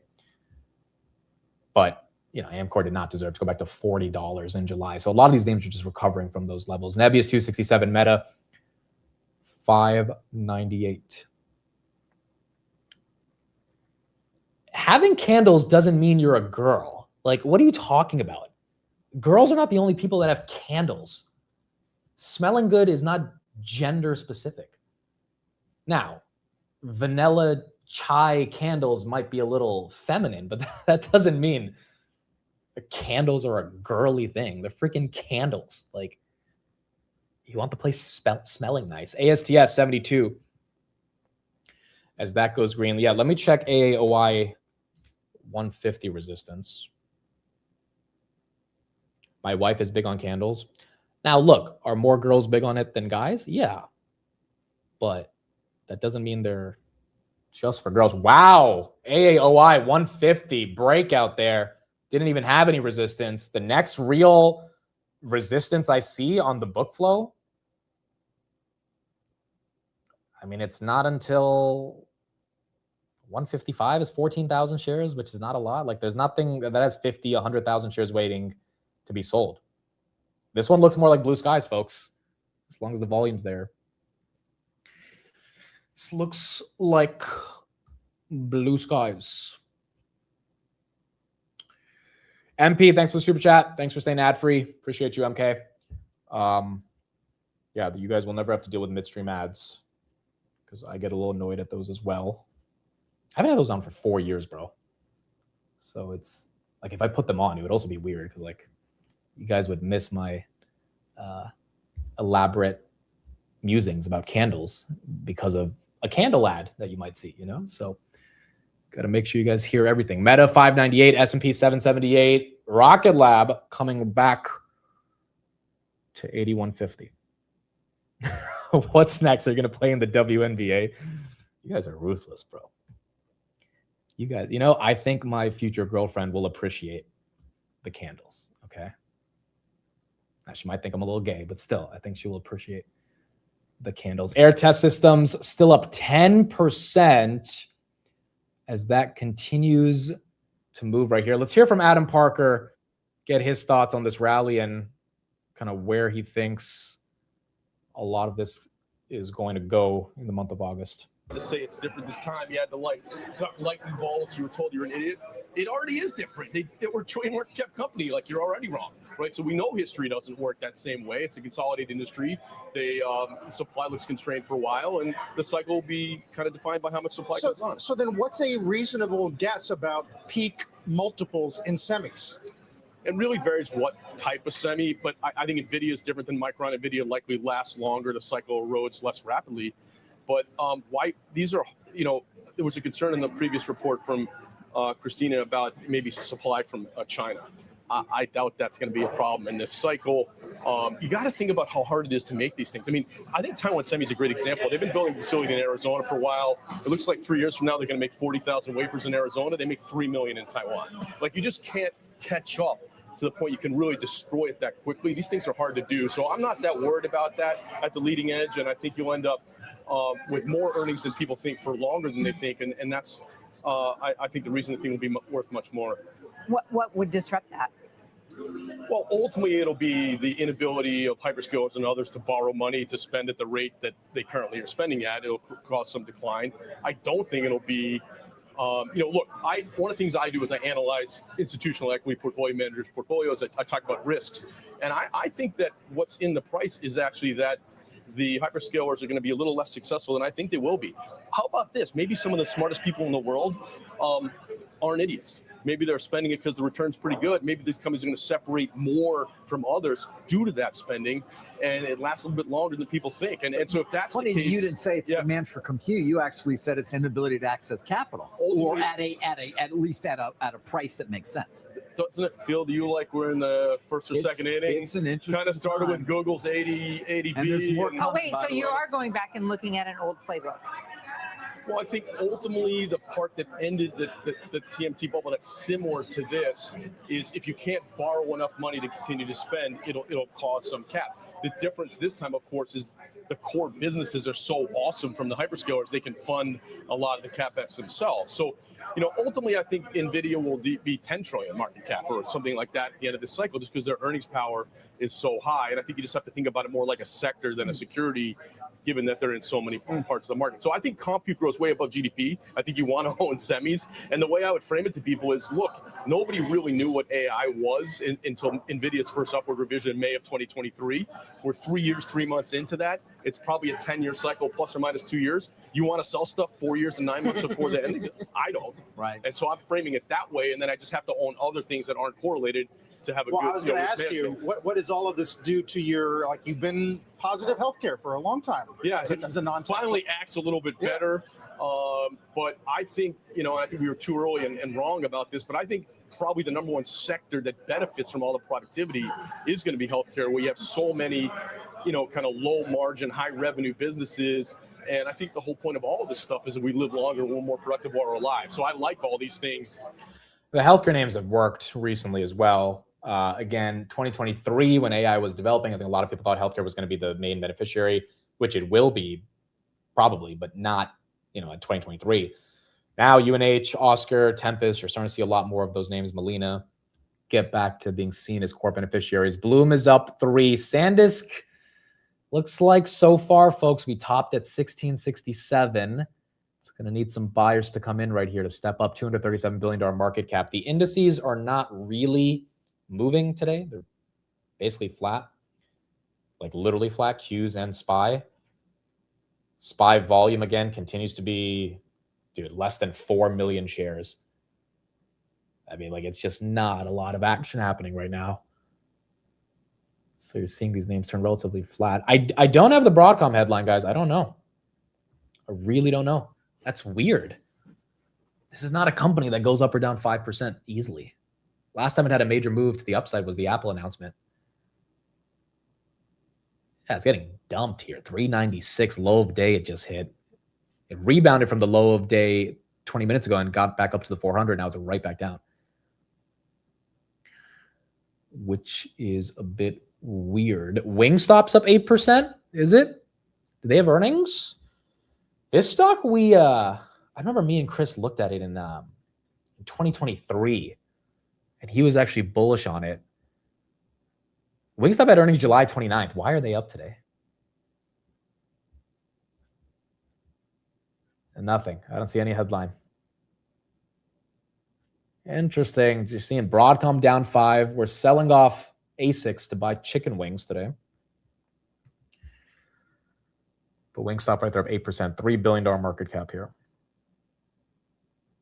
Wingstop is pretty pricey, dude. It's good, but it's expensive. It's okay, these wings shouldn't cost this much. It's definitely one of the more expensive fast food joints that's out there. Wolf Research, AI financing highlights massive revenue opportunity, but long-term risk on Broadcom. Really, it's a sell side that's taking it down today? What could they have possibly said that has people worried about it? Wolf estimates Broadcom 14 gigawatts of planned OpenAI and Anthropic capacity in 2028 could represent $200 billion of revenue versus $245 billion of revenue. The key longer-term concern is Broadcom's $30 billion of residual value guarantees, which could become meaningful if the AI industry ultimately overbuilds capacity, although Wolf does not expect supply to exceed demand through 2028. Okay, it's going back to OpenAI and Anthropic, folks. This is why these companies are so important. Sell side comes out, says, we don't know if OpenAI and Anthropic are actually going to pay Broadcom the amount of money that they're supposed to pay them. Broadcom has a partnership not exclusively, but I guess technically it's exclusive with OpenAI for a certain type of chip, but they both have different partnerships with OpenAI and Anthropic. They've given zero visibility on that revenue for 2026. And, the guidance for 2027 is hey, we'll tell you when it happens. Which is why I think it got sold off along with their margins declining slightly on the software business back in May. But that's why this S1 is important that's why, everything about Dario and Sam, if these guys cannot pay what they said they're going to pay because either the business models aren't supporting it, they don't raise enough capital, they're burning too much money, there's a lot of proxy risk that is out there. And it's one of those things you just, and Oracle is the the biggest risk via OpenAI. Oracle right there down 2%. Ironically, that's right. That's right. 85% of Broadcom's ASIC revenue is Google. That's also ironic, as Google is now going to new suppliers. But yeah, that's why Broadcom wants to build chips with all these other companies, because there's other ways. The report came out yesterday. Okay, so it's hitting the wire today, and the street's reacting to it. Maybe Broadcom's a good short here today then. Down 5. The problem is you don't know. These are high quality companies, right? Like, what, they're going to take it down 7% today? Like, it's that bad? It's going to be tough to get in and out when it's down this much already. AAOI getting rejected at 151. Now it's at 147. MSTR down 5% as Bitcoin continues to take a hit. Yeah, Broadcom September 2nd after NVIDIA. So we're going to have some time for those earnings to happen. Mid apartment smells like a combo of fresh baked cookies and Bath and Body Works. You know, I've never baked cookies here, but if I did, it probably would smell good. Bath and Body Works is elite, but so is Target. Wait, aren't those guys public? Bath and Body Works? I'm pretty sure they are, right? No, they're definitely public. Bath and Body Works stock. Yeah, BBWI. It's down 7% this year. BBWI. It's up 3% today. Wingstop still up 7 right now. Do you think the Anthropic IPO will cause a sell-off like SpaceX IPO? I don't know, man. The numbers are actually going to be, in my opinion, way more justifiable than SpaceX's numbers without a massive share unlock. But like, something always happens around September, October. And when you have these big IPOs, it tends to mark a short-term top. Like every time, SpaceX literally was the top short-term. Like, you want to be optimistic about it. But then it's like, how is Dario going to be interpreted as a public CEO? Like, is he going to be able to communicate with public shareholders, or is he going to, you know, tell everyone they're going to lose their jobs because of AI? Like, you know, like there's so much nuance to how that company's going to. Also, dude, let's not be naive. The VCs need exit liquidity. I mean, these VCs have bought Anthropic for the past 4 years, basically under 300 billion. That's where the majority of their funding came in, early 2024. I mean, they're getting a 5-6x return on the hottest AI startup. You know, yeah, you have a lot of people who love Elon that will go on CNBC and be like, I'm never selling. I don't know how many people care about that when it comes to Anthropic. Like, yeah, people probably think it's a good investment. There's definitely going to be some people that are going to be like, yeah, I'm going to take some profits, because if these token costs go to 0, I don't really know what Dario is going to do. And I bought at 50 billion. It's at 2 trillion. I'm out. Like, it's you know, it's really hard to buy something at 50 billion. It goes to 2 trillion or 100 billion and be like, yeah, I believe in the long-term vision. It's like, well, you are already part of the long-term vision and it worked. So like, to not sell any, especially when you have LPs that need distributions, it's tough. SanDisk losing it as well, 1670 to 1619, not getting a recovery. And the S1's going to be important. The S1 will be importante. Why did I say that just now? Why did I? why do I act like I can speak Spanish, dude? Why do I act like I actually can speak a different language? Dude, I took Spanish for 7 years. I don't know shit about Spanish. I know hola, ¿cómo estás? Muy bueno, and that's it. Like 7 years, bro. Cannot even have a conversation. UNH 401. That is still green. I think SpaceX employees love their jobs a lot more and believe in the product a lot less, just a feeling. That's fair. And that's maybe why we didn't see that many sell. I do speak Hindi, but it's kind of like broken Hindi. But I can speak like actual, like if I was stuck in India, I could probably find a way to be like, hey, like, how do I get to this place or whatever?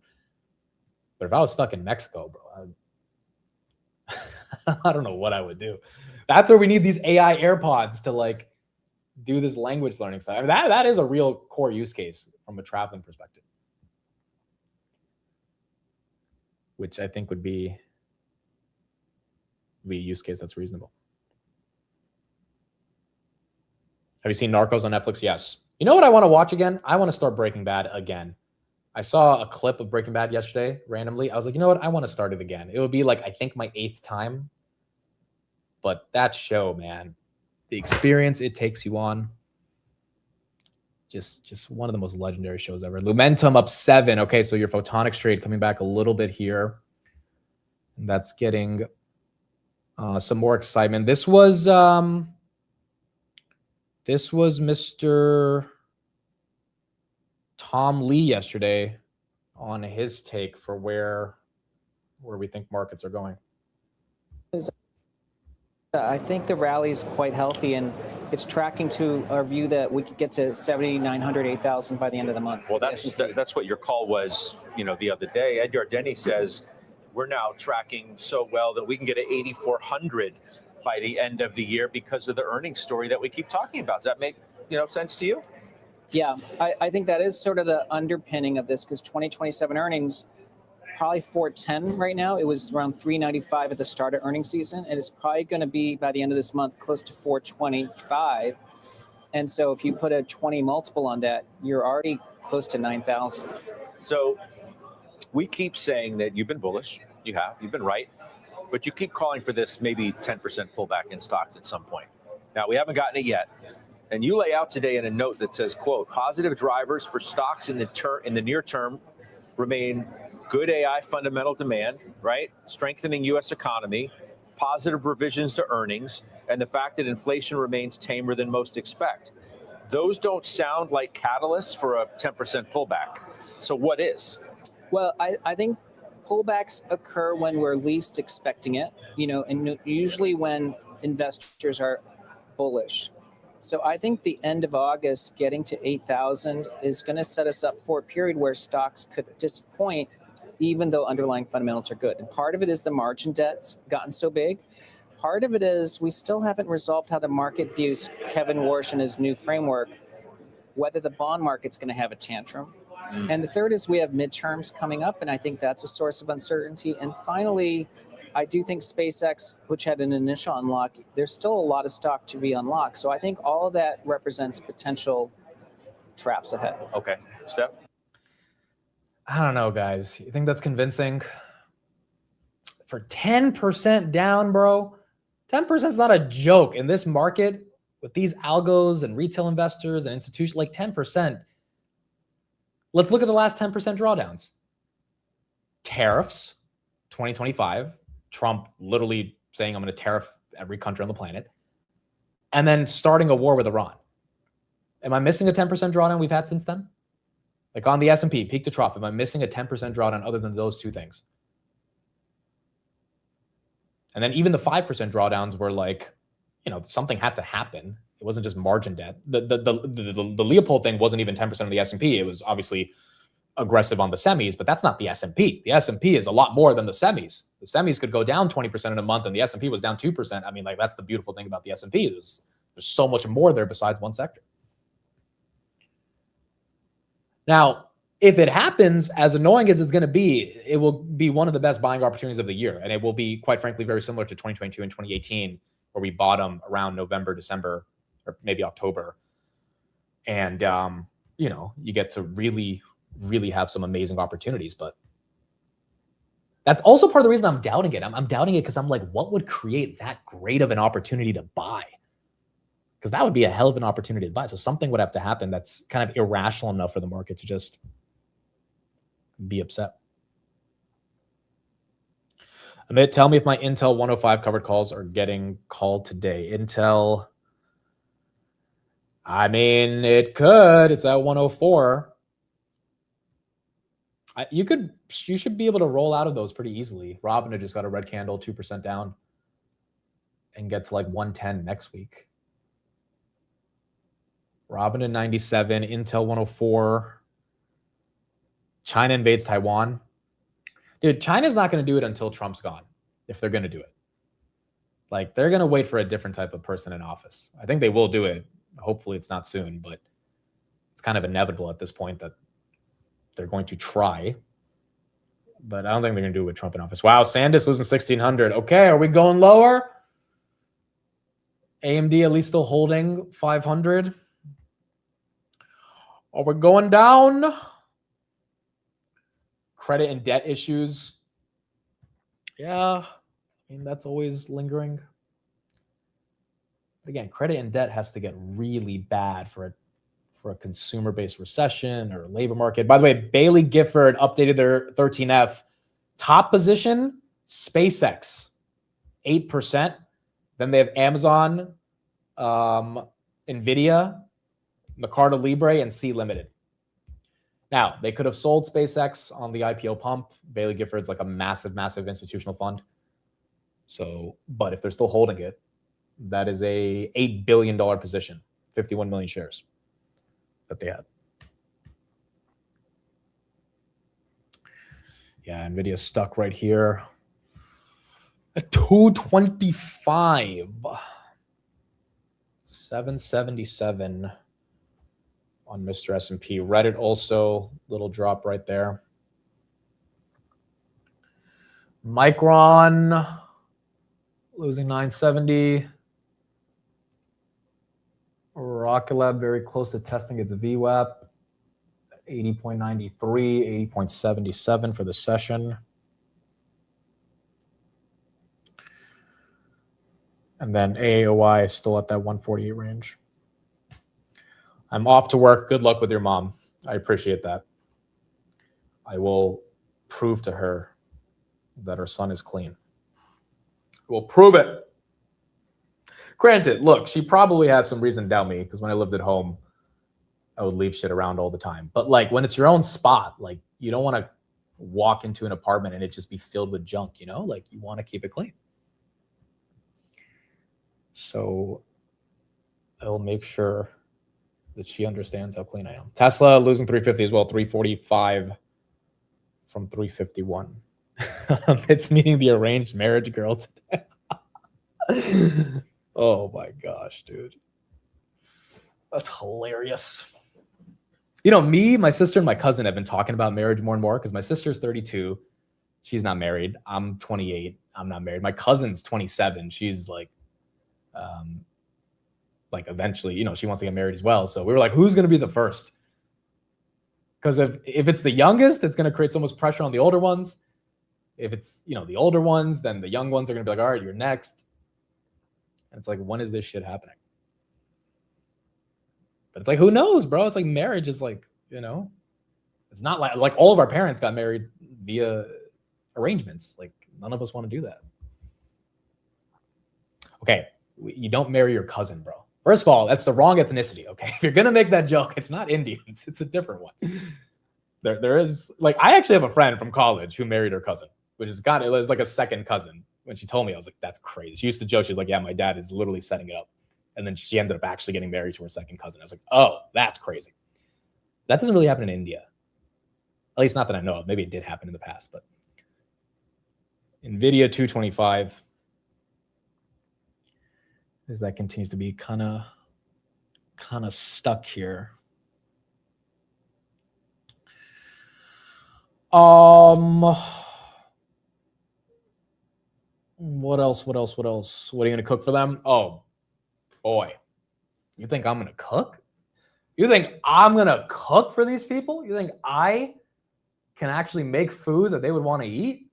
I am going to the Indian restaurant 10 minutes away and ordering some food. I mean, that's like, there's no way I am cooking, dude. That'd be a joke. I want them to at least somewhat enjoy being here for a few hours. Yeah, there's no way. There's no way. He can't cook because this kitchen is a mess. That's also true. That's fair. Okay, what else? What other headlines do we have? It's a very low chop Friday type of day. That's what it feels like. That is what it feels like. Brady, thank you for the super chat. Appreciate it, man. To help you hire a maid before your mom gets here. I appreciate it. Thank you. I will hopefully not have to hire a maid but deeply, deeply appreciate you being here. We're not getting the other 13F guys. We had Jim Simons yesterday. We talked about the market close, NVIDIA, Meta, Intel, and Palantir, largest positions. He also bought a ton of CrowdStrike and Google. But that's a quant fund that buys, like, they have 3,000 positions, right? Like, we need the funds from the opinionated investors, and we don't have a lot of them out yet. Oh, Leon Cooperman, we got his. Okay, let's see. Let's see. This guy manages 3.5 billion. This guy's a legend. Let's see what we got from him. He bought GPGI. I don't know what that is, to be honest. He bought White Hawk Minerals. He bought Amrise. He bought KZIA.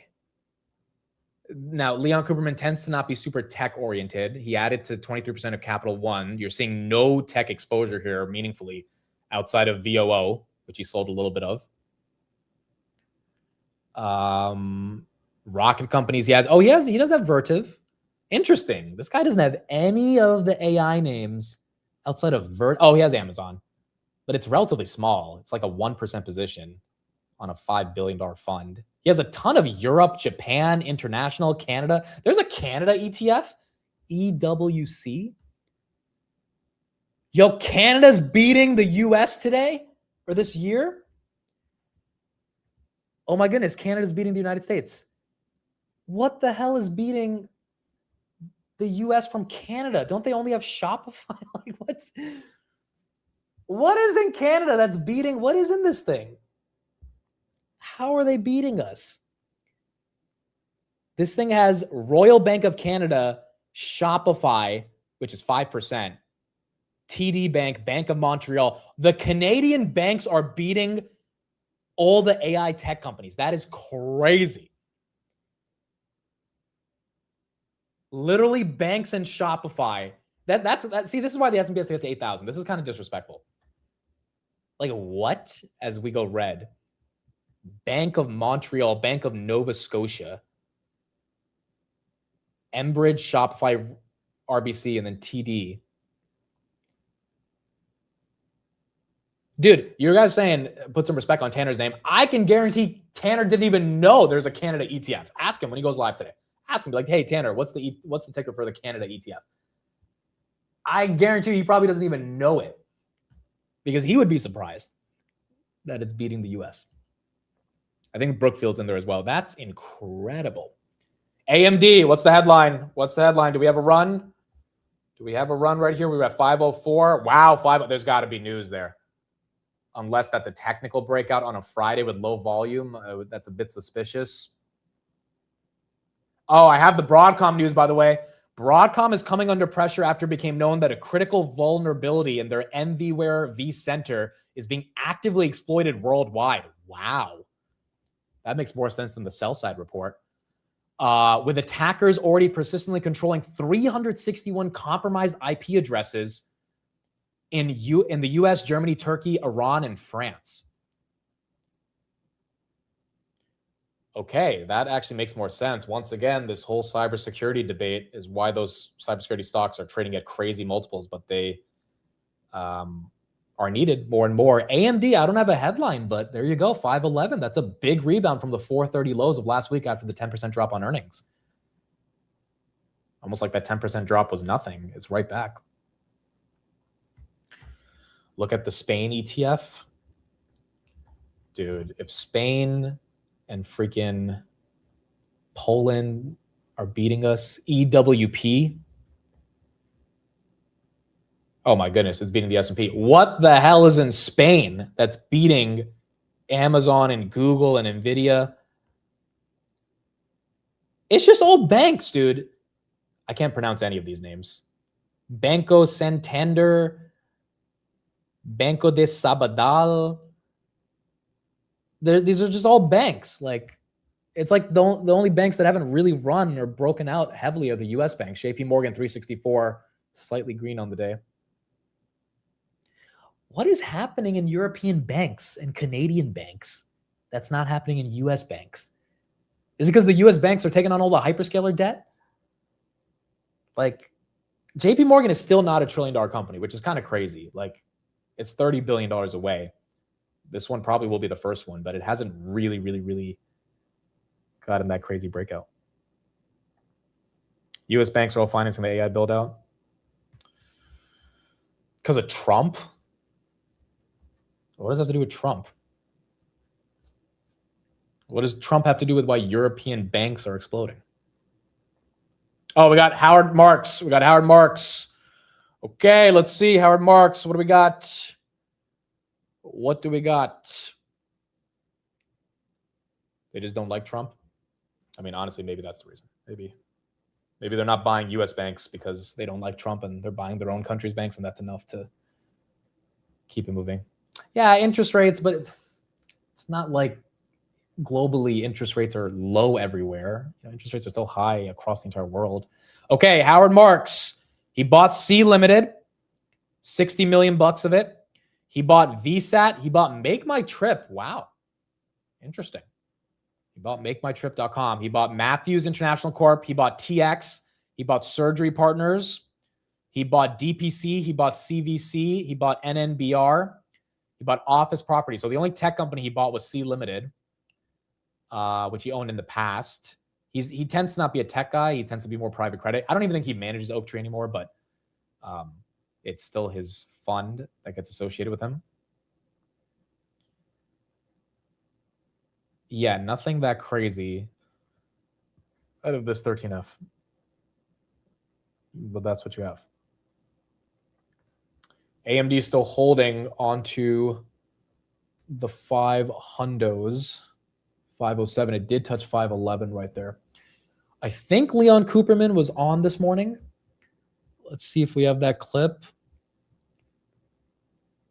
And we'll see if he said anything about his portfolio construction. Yeah, here he is. Oh, wow. This guy's wearing a t-shirt. Dude, this guy's a legend. He just doesn't care. Our portfolio is a market of stocks. We basically buy them up, stock picking, and we find the pickings are somewhat slim. So, I have a message about bonds. I'm very negative on the bond market, mainly because of the fiscal deficit and the fact that the Republicans and the Democrats are not paying any attention to the debt buildup of the country. And so I like to quote two very notable people.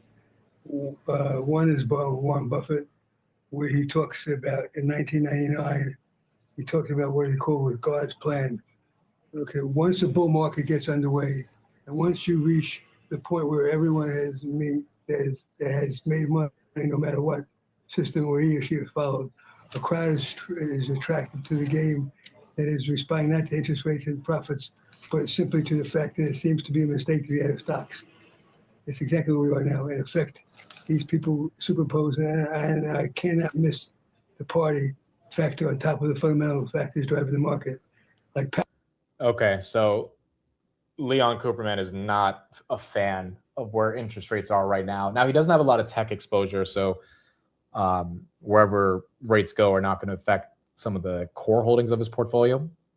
Tends not to be that tech focused, but you can see from there, interest rates continues to be the main concern for a lot of these big guys. This is Pat Dorsey, manages $1.5 billion. He actually added 40% to AppLovin, probably at a much higher price than it is today. So that one's down. Uber, he added 60%. I think Uber's going to be a very big buy for these bigger super investors. Meta, he added 23%. He sold 7% of ASML. And then S&P Global. S&P Global has popped up a lot so far.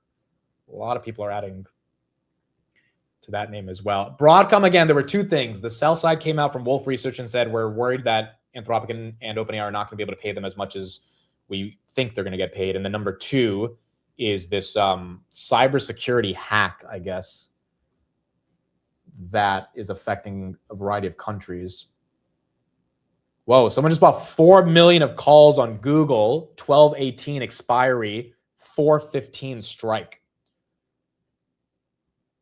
Google, Amazon, and Microsoft, all three of them have gotten some pretty big option flow this week, a few months out. So people are expecting that Santa Claus rally to take a lot of these names a lot higher.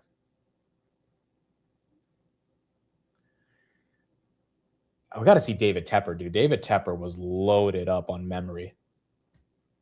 I mean, I think he took profits, but I think also he might be thinking, this memory story is not slowing down, and AAOI back up to 150. He might be keeping them more aggressively. Check Poland's ETF. Dude, is every country just beating the US this year on banks? What is the ticker for the Poland ETF? What is the ticker? Does anyone have it? Take a look at what they're doing. Spain and Canada. Canada's the disrespectful one, dude. Like Shopify and a few banks are beating this. I gotta look into Cerebras. I have not looked into it that deeply, but I will look at it over the weekend. Because the earnings I actually thought were really good, but the valuation is just kind of stupid on it. Wow, it's up 23%. Okay, the S&P is a piece of crap compared to all of the dude. Like the S&P was not the thing to buy in January. It was freaking Poland and Spain. EPOL in this ETF is banks, bro. It's literally all banks. mBank, Bank Polska Kasa Opieki, Bank Polski, Erste Bank Polasaka SA. They're literally all banks. Like, we've got the biggest banks in the world in the US. This is incredible. It's all free. Yeah, Japan has been doing well. That's also because Japan is messing around with their monetary policy in a very interesting way. Korea obviously has been the big winner because of Samsung and SK Hynix. But it's just been all banks. At least for this year. Those have done a lot better. Do you like Webull? I do not like Webull. The earnings growth is not there, in my opinion. Having said that, this stock's been dead for like almost 2 years. So if earnings next week are good, maybe it breaks out. But Robinhood earnings were phenomenal, and Robinhood couldn't break out. So to me, Webull doesn't have that type of growth to be super exciting. I don't even know if it's undervalued per se. Like at $4 billion, it's small enough to make a big move, but is it actually cheap? Like, is the growth trajectory there to think that it stays cheap? SMCI up 1, Microsoft up 0.5. Yeah, look, some people like Webull's trading platform. Obviously, I'm using their charts right here. The stock has not done anything. It's not one of those, and there's not been growth. It's not like you can be like, okay, the street just doesn't get it. Look at the growth. It's like, well, hold on. Like the growth's not even, they're not really compounding in a way where the street's wrong. Like, again, dude, the thing about Hood that's been so amazing is fintechs don't get crazy multiples. Like fintech as a category is new. It really came out in 2019, and you didn't get them to go public until 2021, which was like, the zero interest rate era. And then banks don't get a high multiple because it's on tangible book. That's why SoFi has been stuck for 4 years. So the only way Robinhood really got to break out and become a $100 billion company is by having just massive speed, execution, innovation, products, ecosystem, flywheel, on top of what is effectively an options business that has drove most of the revenue. It's not equities, it's not credit card, it's not banking. It's now prediction markets that came up in the past year. But it's really, they made the product so good for active traders that, they convinced the street this is the future of finance. But it's not an easy thing to do. So if you're like a Webull, like what is that story that you can get wrapped around that keeps you excited? Check the Sweden ETF. Dude, is every ETF beating the US? EWD.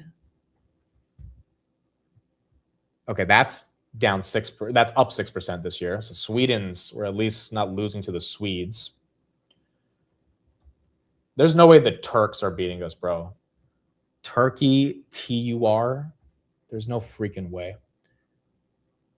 Oh my goodness, it's matching the S&P, 13%. What do people buy in Turkey? TUR. If this thing says banks again, I don't even know what these are, dude. They look like banks. I don't know what these companies are. Doesn't Turkey have crazy inflation? Like ridiculous inflation? We'll check Romania in a second. Turkey inflation rate is 32%. Who the hell is buying the Turkey ETF with 30% inflation? 32%. Singapore's up 23%. Singapore's got to be all banks and finance. That's mainly what they have. AMD up 4.6 as that continues to go green. Oh, wow. Interesting. We got Palantir showing up on the 13F. UAE's Mumdala Investment Company bought 95,000 shares. You never see Palantir pop up on these 13Fs or Robinhood or Tesla, to be honest. So it's always nice when you see Palantir somewhat involved. Like, it has institutional exposure, but never, like, you're never going to see Bill Ackman or Leon Cooperman or David Tepper. They're just not touching those types of names. Nebius, are we at 275 again? 271, still holding on. The only 13F news we've seen on Grab is that Norway, the Norwegian fund, they bought a new position, 34 million shares. Also, interestingly enough, on Grab, the short float went down the largest in a year. Went from like 320 million shares to 270 million. So you're seeing the short float come down. You're seeing some really strong buys on the institutional side. Again, the company's growing earnings. Question is, when is it recognized by the street? And they're increasing the buybacks. So it is a patient waiting game, but it's also one of those things where you can say, okay, maybe the street doesn't fully get it because the growth is there. Whereas with some other names, like, the growth is not there, so the streets, there's nothing to get. But I think that's kind of what happened with Zeta, right? Growth has been there for about a year and a half, then it broke out. C Limited took about 7 months for this thing to really break out. It was chopped in half. And so the pieces of the puzzle should be coming together. Ondas up 4, Red Cat, that's up 8 as well. So the drone stock's still moving. Yeah, Dan Ives' ETF should be outperforming the market, right? He's more heavily in these names. Ives year to date is up 25%. Yeah, he's been hammering more of the AI names. Berkshire's 13F is not out yet. You're still waiting for that. I wonder if it'll be end of day. Neither is Leopold's, but Leopold's is going to be completely wrong because everything is sold at this point. So no matter what he shows, it's not necessarily something market can actually like reconcile as real because all those positions are done with. OpenAI CFO will have investor meetings today. Interesting. I mean, let's see. Maybe they are thinking of the IPO. But they have had nowhere near the amount of executive turnover. I mean, there's been turnover in research, and you see a lot of people go back and forth, and companies compete. But the C-suite has been relatively stable. The relatively new CFO, but not a lot of change there. I would say on the OpenAI side, it seems like this is the trifecta that we're going to get as the company goes public. It's Brockman, it's Altman, it's Sarah Fryer. Those are the public-facing names. Those are the ones, clearly from what we're learning, who are communicating to investors and trying to smooth things over. I'd also mention on the Fryer meeting, this is sort of a regular, almost quarterly check-in they do, but the timing is interesting that Denise Dresser's departure was announced yesterday, late yesterday, ahead of what was a long pre-planned meeting. We knew this was coming, but they do expect to explain this to investors at a time when, yes, there may be volatility priced in, but they're going to have questions over who's leading, who's running, the crown jewel of this enterprise, which is business, which is enterprise. Denise Dresser came over from Slack. She's an old school software sales type of person, and it's not performance related. We see the numbers. She clearly grew revenue and did what she was meant to do. Yeah, maybe on the Anthropic side, we haven't even mentioned this journal profile of Cami Clark, Emma Day's wife, and how it's difficult to get details on her if you're using Claude. And I mean, some of the details probably not appropriate for TV. It's a good deep dive. I would agree. There's a detail about, I think this was in that piece, about the Real Housewives of AI. They have a joking text thread about some of the first ladies of AI. I hadn't known a lot about her either, so she's very much a behind the scenes figure. It's a great read, though. All right, Kate Rooney, thank you for bringing us that. Real Housewives of AI. That's crazy. I would watch that, though. I would watch that. That would be must-watch TV. Do you think Leopold was late to announce last time because he knew these guys were going to try to take him down on what he owned? Maybe, but from my understanding in the articles I read during the Leopold situation, the reason he was late to announce last time is because the dude sucked at communication and compliance. Like, literally, the rumors were that this guy didn't know how to, like, respond back to his investors.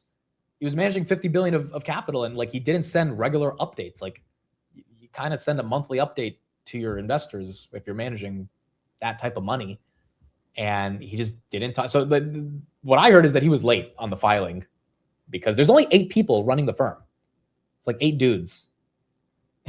And like, you know, it's not like a traditional sort of thing where you have all this infrastructure and you have HR and marketing and all these people. It's like, it's just 8 guys that really kind of sucked at communication. So yeah, who knows? Maybe they're going to be late again. I mean, it would be kind of crazy if they're late again after everything that's happened, if they can't submit their shit on time. I mean, Warren Buffett, Bill Ackman, Stanley Druckenmiller, they submit their shit on time. And these guys are legends.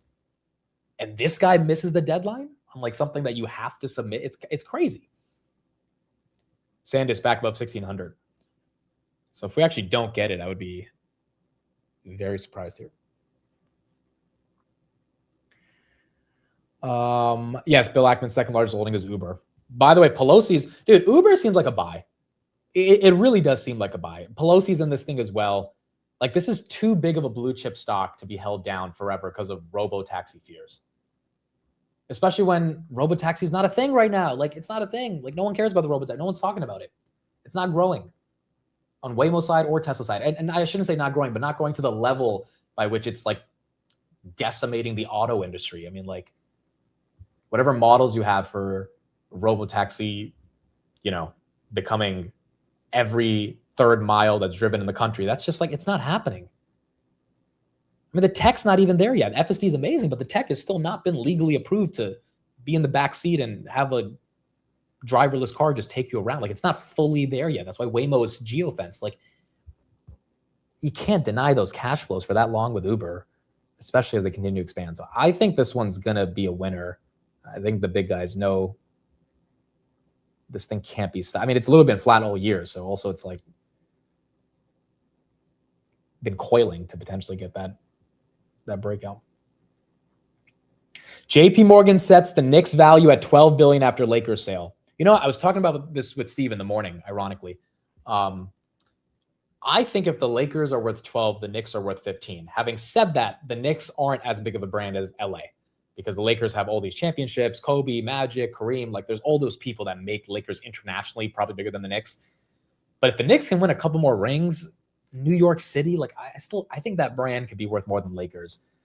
It's just the Lakers are so iconic, right? Speaking of the Knicks, 10 billion from John Rogers just released. He sold 13% of his Madison Square Garden, which has went up a lot this year because of the Knicks getting that much momentum. He bought HAE. He reduced 63% of his Intel. This is not really a tech investor. He added 30% to Schwab, bought HLI, bought DT, bought Capital One. So we're seeing some more of the banks get bought up. Sold some of his gold miners. He added 10% to TSM. And he bought the Russell Value ETF. All right, so not crazy tech or semis exposure. He also added to the cruise lines. By the way, Chris is on a cruise. That's the vacations he's on. I didn't know he was on a freaking cruise. So he's continuing to do his due diligence on these cruise lines there. No, Uber is not the next PayPal. I will stand on that. Uber is not the next PayPal. There's no way, dude. Uber's growing. PayPal's not. Like, Uber, this will have its day. And Uber's leadership is just so much better than the chaos at PayPal. 2 CEOs in less than a year. Like, or 3 actually. I think Uber's gonna be fine. You're lucky OKC had injuries. Dude, hold on. OKC won their entire ring because of the Pacers injury. Like, hold on. Like, he can't even. I mean, that was a Game 7 injury. But yeah, you're right. Like if it was OKC, it probably would have been a little tougher than the Spurs. I agree with you. I'm just saying, like injuries are part of the game. It happens. Like also, again, the way the Knicks won that Game 4 comeback, like the dominance 4-1. Also, Wemby, Wemby's elite. Even if the healthy OKC would have beat Wemby, like Wemby's legit. So it was definitely a much deserved ring for how it happened. Yeah, Lakers also had Doncic that got injured as well. That's also true. Although I don't think they would have beat OKC even with him. But they would have had a much better chance. Broadcom, no other headlines other than this cybersecurity thing. Bank of America says the U.S. debt is a concern. 40 trillion is going to be surpassed this year. We could be 50 trillion by 2029. And we are concerned that bonds continue to be the highest yield since 2001. I mean, look, Bank of America has been bearish all year on the market. If they're resorting to like the debt as their new bear case, that to me is actually bullish because like the bear case hasn't worked out this year. The rate hikes haven't worked out. Like everything, Bank of America said we would top at 7,100. Like we've obviously not. If they're going to the U.S. debt as like our biggest issue. The thing is, no one gives a shit about the debt. Like it doesn't matter. It really doesn't matter. Like we say we care about the debt. We don't actually care about the debt. It's all bond market, credit market virtue signaling about the debt when we don't actually care. There's actually a really good episode by the Compound and Friends where they had a guest talk about how no one legitimately cares about the bond market, but everyone has to act like they care about the bond market to like sound like it matters. I mean, dude, what's the difference between 39 trillion and 42 trillion? Like it's still unpayable. It's still ridiculous. It's still like, and we're not solving it anytime soon. We're not going to raise enough money to solve it through taxes. We're not going to cut enough spending to solve it. Like it's just one of those things that's there. We all just ignore it and have a good life and we move on. This is an L take, but like, what are we going to do about it? Honestly, if Doge couldn't do anything about it, we're not going to do. We collect 6 trillion in taxes. We're not going to double tax revenue. And if we do, I would imagine we're going to have a lot of unemployment because people will lose their jobs if other, businesses have to pay more in taxes. Like you can't just artificially double in taxes. Like there are other corresponding sequences of events that hurt, even if you were to tax at 90-95%. Like, okay, people need to then have money to invest. And that's the whole thing about America, that you have the money to invest, even with, 35-50% taxes. So we can't do taxes. We're not going to cut welfare spending. That's just not going to happen. Politically, Republicans or Democrats can't do that. The only argument is AI then, right? AI is going to have so much growth, so much GDP expansion that we're going to outgrow the debt, which, look, I'm bullish on AI, but like not to the point where we're going to have that much level of growth to actually pay back that debt. Maybe to manage it a little bit better. And also, if we do, where would that come from? Very simple. It would come from robotics. I'll put the debt clock in the chat for those that want to see it. It would come from robotics, right? It's an $80 trillion market for global labor as a percentage of GDP. If we have that many robots producing things, that's Elon's thesis on money becoming worthless because the cost of goods and services basically become zero. But then you don't have people working anymore. Like if robots actually replace all of those jobs and people aren't working anymore, like, yeah, you have all this productivity, but then doesn't it balance out by people not working, which means they don't have the money because they've lost their jobs to pay for basic goods? That's where the US has to come in with a UBI, which guess what? Increases the debt. Like I think the debt thing is never going to be solved. And I think we should just ignore it because like no one has a real solution for how we navigate it. No, we shouldn't be absolutely reckless with it. I'm not saying that. I'm just saying like we're not paying back 40 trillion anytime soon. Blue Shift, thank you for the super chat. Are you serious that Tesla FSD isn't there yet? It's completely superior. Have you ever tried it? So I own a Tesla. I use FSD every week. It's amazing.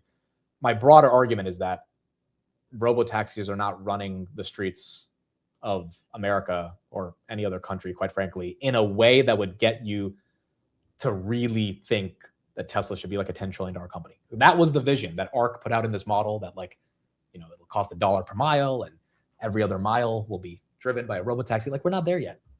We're not there. FSD is amazing, but we're not there. We're not even close to it. We're not even a tenth of the way of being there. We're in these geofence cities in Austin and San Francisco. Like, we're not there at all. That's why Elon doesn't talk about it. When's the last time Elon actually talked about FSD in a meaningful way? It's orbital space data centers and Optimus. Like, I think he's also just like, all right, yeah, that's a big thing that we're going to try to do, but like, that's not where the growth's coming from anymore. Like, you can't be buying Tesla on FSD. There's no way. You have to be buying it on Optimus. And that's why I think, we need that next layer of AI that is beyond LLMs that gets people excited. Yeah, now he's talking about flying cars, right? Like, it's like, dude, I can't call a robotaxi, and most people in the country can't call a robotaxi to pick them up. And if it was cheaper than an Uber, all of us would be calling robotaxis. Because as soon as you step into it and you feel what the experience is amazing, like, that would create a brand new, but it's just not there yet. It's not there. Even if the tech is trying to get there. And I believe the tech is there. I think the regulatory frameworks and actually getting it to scale is not officially there, which is why you're not seeing it officially go through. Nebius, are we still holding 270? Wow, 271. A lot of these names have given up their pump today. Nebius has not. As that continues to move. Yeah, or in a way that would disrupt Uber. I mean, people try to shit on Uber and be like, oh, like, anyone can download the robotaxi app. It's like, hold on. Uber has 300 million monthly. Like, you don't just get people to download an app and start using it that easily. Like, there's a moat to a user base that is very sticky because Uber's been around for more than a decade.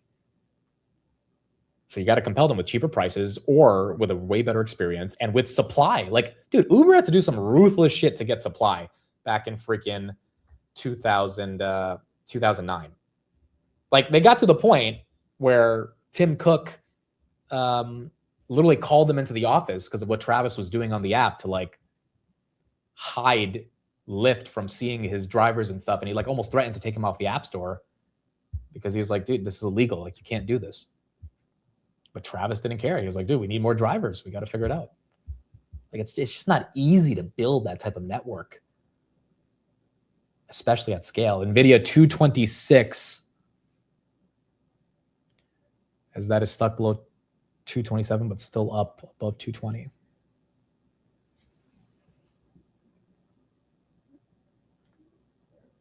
I use FSD every day. So, I mean, so do I. Not every day. I use it every week, but my use of it is not enough to say that the entire world is using it yet. Rock Lab won a couple contracts this week. I don't think they won a new one today. Actually, no, I think they did. Hold on, let me see if I can pull this up. It might have been last night. It wasn't really announced, but it was in some of these filings. Let's see if I can pull it up.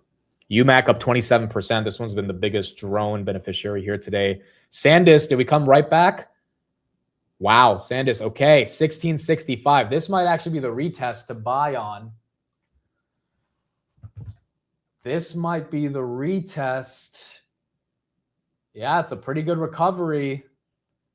If it breaks 1645, I think it's going up. 1645, I think you might see. Wow, that came all the way down to 1580 and right back.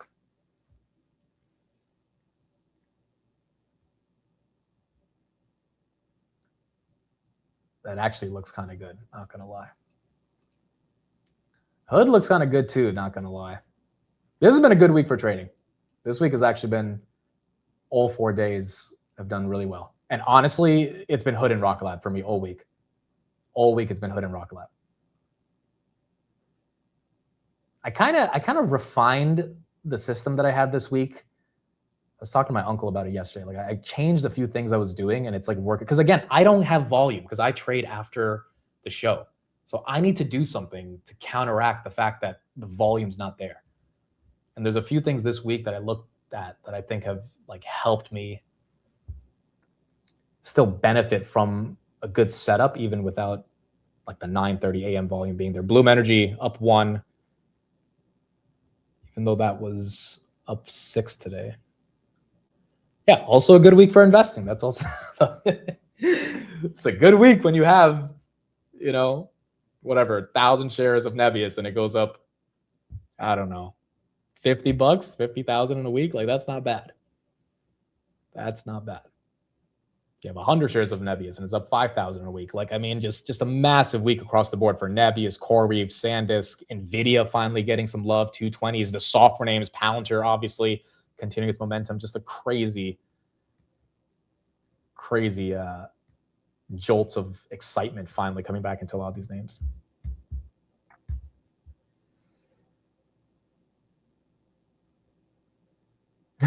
Admits he prefers to mute because he has no volume. That's funny. That's a good one. That's a good one. Whoa, Thrive Capital, 215 million in Amazon. Dude, these guys. Part of the reason I invested in Shopify was because they put 100 million in at 95. I was like, okay, the big money is not freaking gonna lose $100 million on Shopify. Like, a good quality company is not gonna be dead because of agentic commerce. And big money is recognizing that. Wow, 215 million in Amazon. They also bought SpaceX. They also sold Carvana. They also have Oscar. They also bought Figma. Wow. So they bought SpaceX, 18 million shares, 3 billion. They bought Amazon, 900,000 shares, 215 million. They obviously bought Shopify. That was a while ago.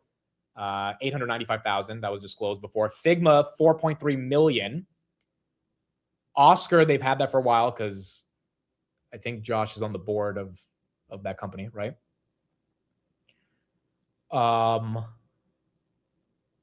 They sold Carvana. They sold StubHub. The Amazon thing is interesting. They must have got that thing at like 230, 220.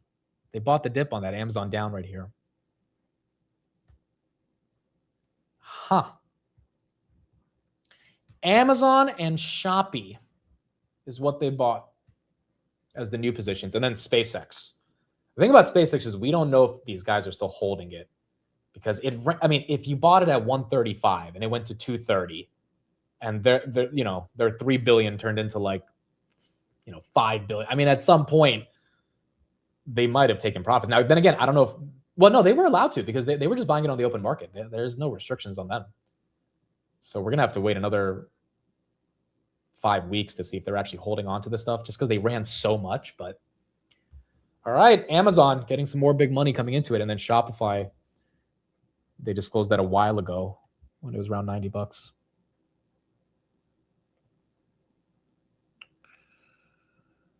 Is Broadcom still hit? We got Jason in the chat. Worst 2 weeks to travel and have a baby. I leave and the market instantly explodes. Could have been a 2-week stint that makes your year. Wow, Broadcom's still getting hit. Yeah, I mean, the level of volatility in the past 2 weeks, especially from an options perspective, has been gigantic. And, obviously the options added more leverage here. But I think also people have been kind of afraid of taking on that much risk given what we experienced. So just holding shares have done very well. Broadcom lows of day, 394. Bloom's about to go red. Nebius slipping up a little bit. So you're seeing these names start to break down a little bit here. SPY red. SPY goes red. Actually, by the most, it's been red all day. SanDisk is going to have a hard time breaking out if SPY is going red. Tesla, 350 to what? 338. 11:15 dumpy dump on a Friday. Is Burry short NVIDIA? Yes. He's been short NVIDIA for a while. I mean, again, you're going to need the S&P to really have a correction here for NVIDIA to get to the low 100s like he's thinking. But, dude, if NVIDIA gets to $100, like, it's going to, like, we're talking about taking out $2.5 trillion in market cap. Like, some of this stuff just doesn't feel practical. Like, if he had 180 puts, 170 puts, like, okay, like, maybe like low 100s is a little tough right here. Because Reddit's also taking it. I don't know. I don't think this Broadcom dip's a good buy because, like, we don't have information on the dip. Down 6% is also, to me, not really a dip. I mean, this thing was at 360, 370 2 weeks ago. Granted, I think the reason here is a little, like the reason's not a thesis breaker by any, it's just a knee-jerk reaction based on the reason so it could jolt back up. But you'd have to bet that that reason doesn't have any lingering issues, which we just don't know about. There's not enough information. But 6% is definitely a bit aggressive on this one. Disney CEO is live. Let's see any updates we're getting from Disney. Percent. The parks, I think, were a big surprise to people, and they just keep generating returns for the company, streaming and expanding margins.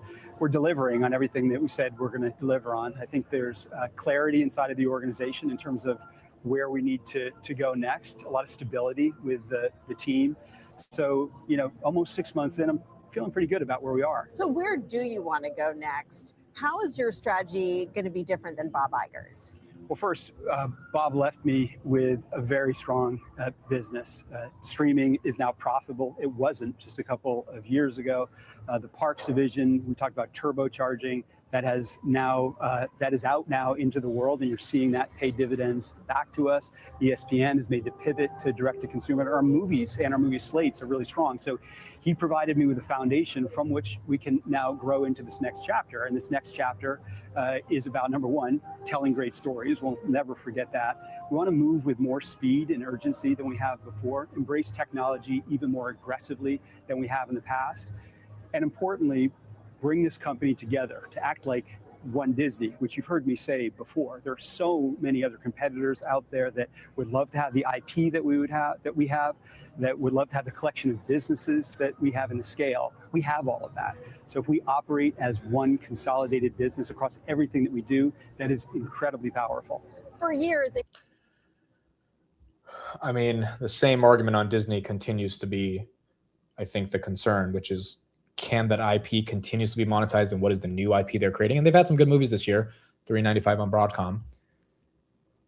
But the parks business is really the most exciting part about it. I'm trying to see Gerstner's 13F. That's not out. Druckenmiller, let me see if I can get his. They just might not be up right now. And Tepper is the other interesting one. Yeah, these guys don't have those out yet. For those asking about Broadcom, there was a cybersecurity hack and there was a sell-side bearish note that came out today. That's why you're seeing those get read. Okay, we got the Saudi Public Investment Fund. Here we go. You guys ready? This is the Saudis. This is oil money. They only bought one new thing. They have Lucid. They have Take-Two. They have Uber. They bought one new thing. Anyone want to guess? You want to guess? 20 seconds. Who wants to guess? It's a 64% position. I don't think they're selling. It's a $26 billion position. Dude, if it was Palantir, that'd be crazy. It's not NVIDIA. It's not Palantir. I mean, this is why Elon Musk is Elon mother effing Musk. SpaceX. 26 billion, 154 million shares they bought on the IPO. Now, did they sell it after they doubled that 26 billion in less than a month? I don't know. But the Saudis tend to not sell. They've held Uber for a long time. They've held Take-Two for a long time. They've held Lucid. I don't know why for the past 5 years, but they've held Lucid for forever. I don't think they're going to sell that SpaceX stock. Also, Elon's really close with the Saudis. I mean, they have a very good relationship with Saudi Arabia. He's been to the region many times. They obviously want Tesla to expand there as they're building out a more modern world. So that's some permanent capital that's probably going to be stuck in SpaceX for a while, in my opinion. $26 billion, dude. Goodness. SpaceX, is it reacting at all to that? SpaceX down 3%. See, and the Saudis don't care because they don't need... They're not running a hedge fund. Like the Saudis, they make so much money off oil. They can like have investments for 20 years because they don't need to trade these stocks. So, they really are dedicated to being long-term investors because they don't need to have short-term moves. But that's a big position. It's a very big position for SpaceX. Yeah, and honestly, they probably, long term, it's hard to not be bullish SpaceX. It's short term, the question of the dynamics of price. But, I don't think the Saudis are worried about it falling by 5 billion because they don't need it. I want to see the memory names, dude. We got to see if these big guys are unloading or adding to these memory names. Q2 ended what, June 30th? So Micron was literally 1250 that day, around that time, which means we're not going to know exactly when these guys sold. But if they sold at any moment in Q2 outside of April, which was still part of the lows, end of May, early June, if we see sells, they would have to be end of May, early June to say they sold the top. If we see buys, unless they got it in April after the ceasefire, they bought the top as well. If there's no sells and only buys. And Tepper and Druckenmiller are going to be the big ones that we have to see. Look up Gavin Baker's. We already talked about his in the morning. Let me pull it up. There's only 2 new positions. Zoom and what's the other one? Zoom and VST. Everything else he's had the same for a while. Yeah, Unity. This is the portfolio right here. Unity we talked about a while ago. They were added. SPY getting a little hit. He did not sell NVIDIA. I mean, he probably, he sold 35% of his NVIDIA, but he did not sell out of NVIDIA.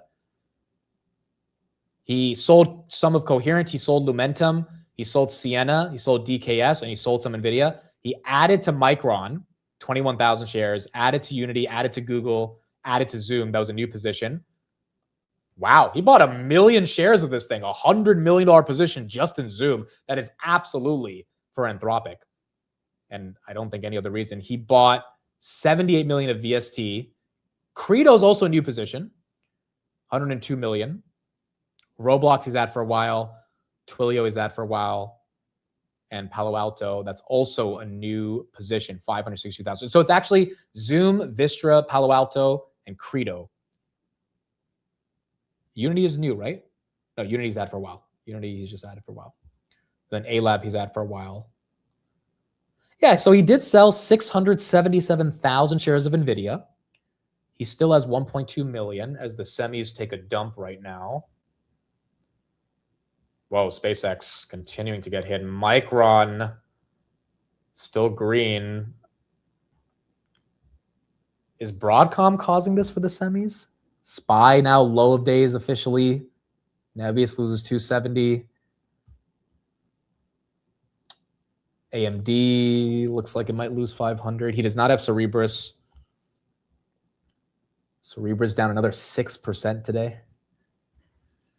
Yeah, I don't have a headline. It's a Friday after a big week, which could be the reason. Where's AAOI? That one, the fact that that's holding 140 is pretty incredible. 147.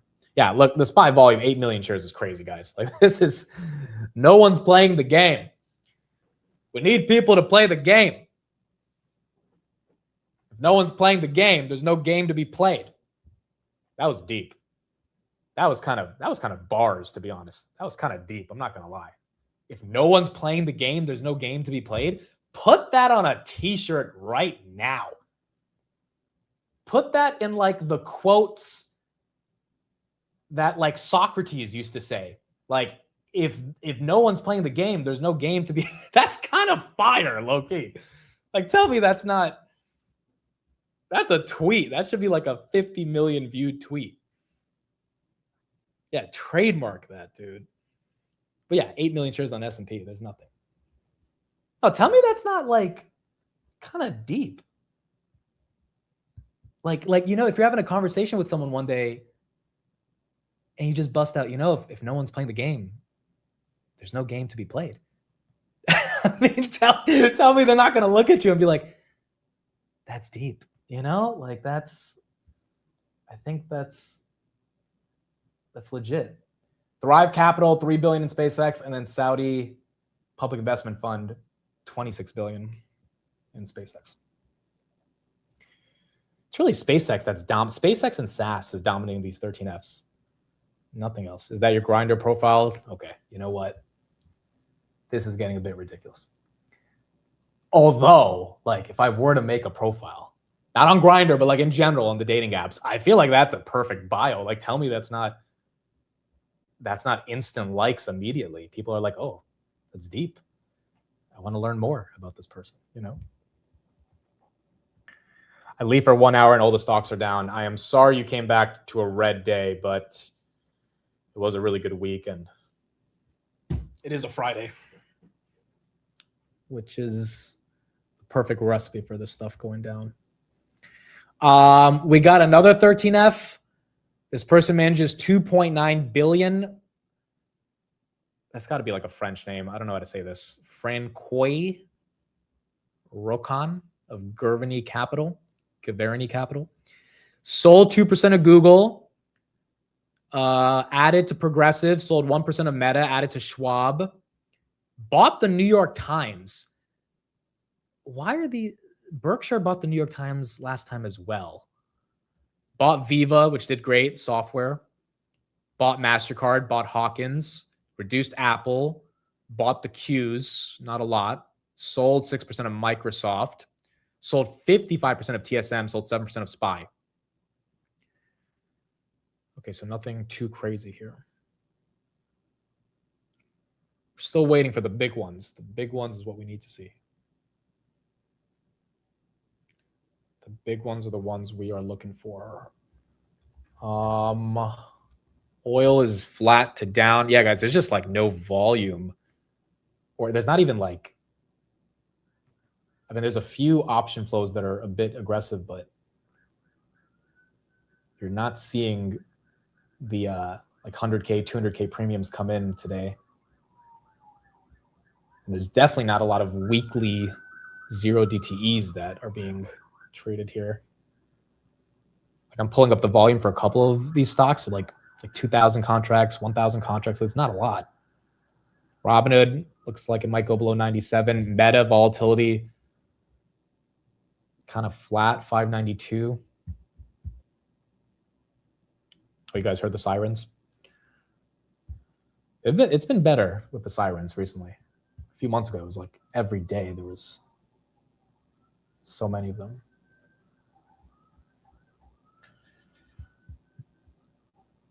The cops are coming for you.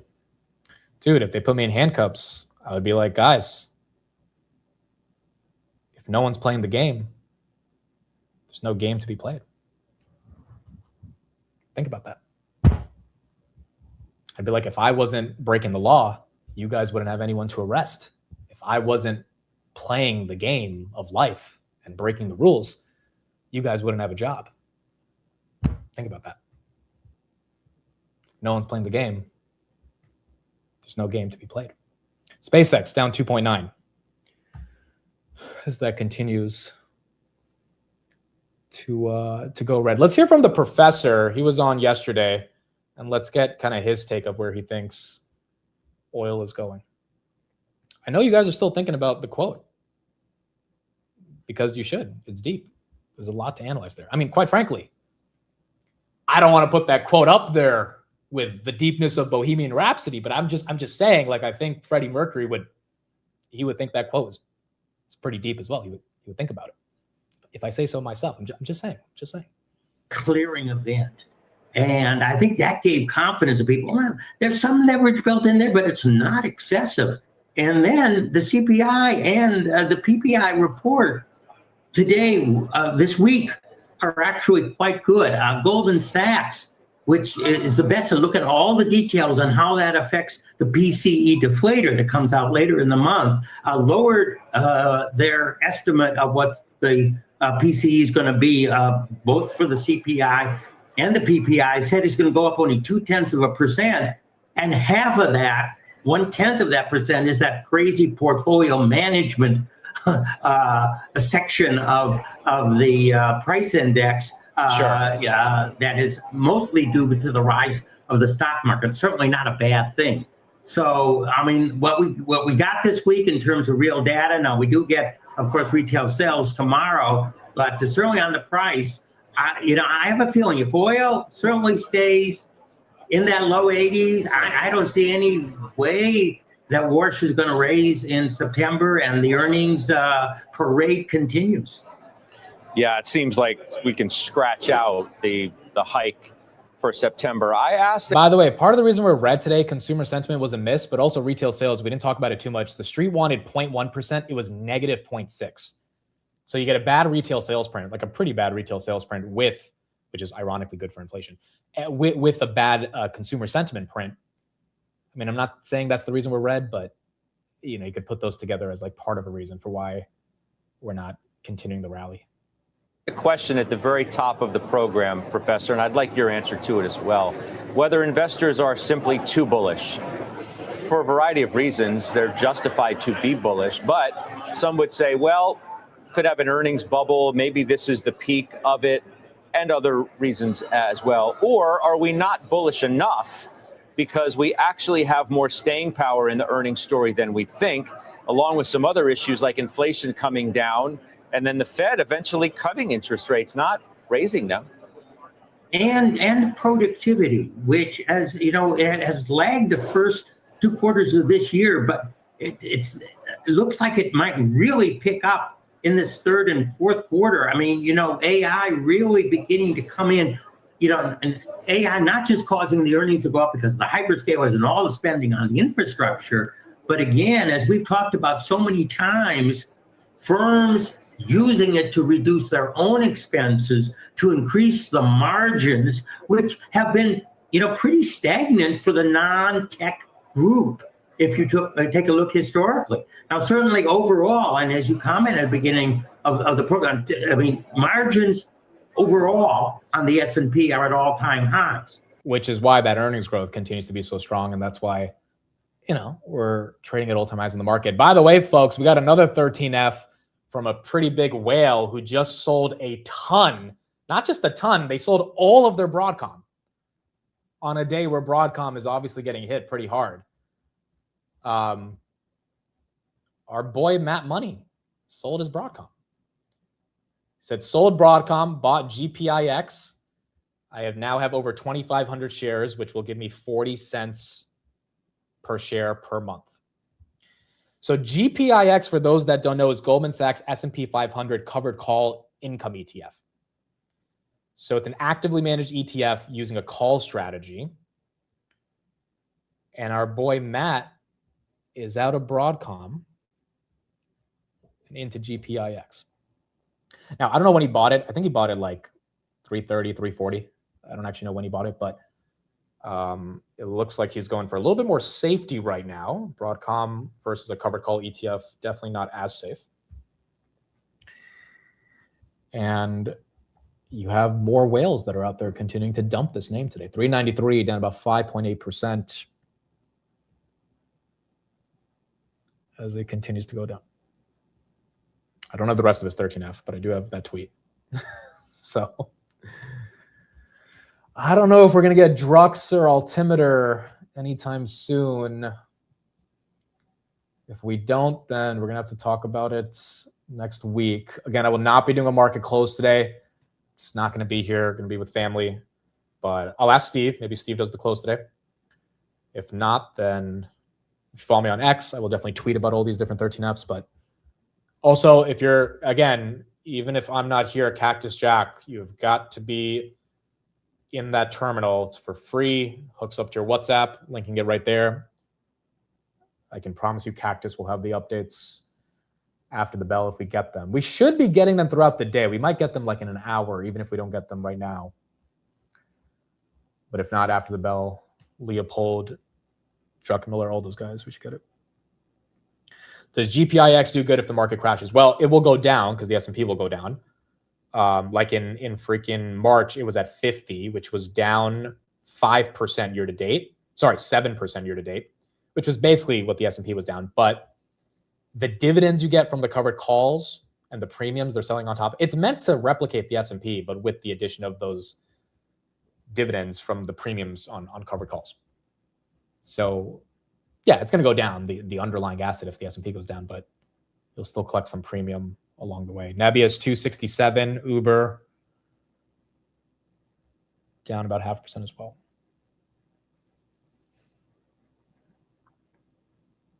See, you guys, I'm telling you, it was deep. Look at that. Don't love your job, job your love. Okay, that one actually makes no sense. That was stupid. But the other person who said, if the pizza isn't cut, what was the quote? Someone was like, if you don't cut the pizza isn't cut. I mean, that's deep.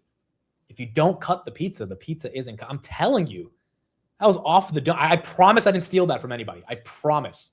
I didn't hear that in a Drake song or anything like that. We're seeing low volume on the S&P. No one's playing the game, which means there is no game to be played. I'm telling you, there's something there. I'm not even trolling. 100%. As I'm saying it, I'm like, hold on. This is like, I could be remembered for eternity for this type of a quote. Like genuinely, I could like the LLM should be, quoting with my analysis of this quote if someone ever asks about deep philosophy. It's not Jay-Z lyrics.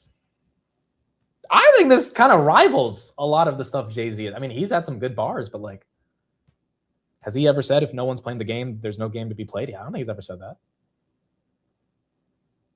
So, just saying. Yeah, volume's still kind of bad here on the S&P.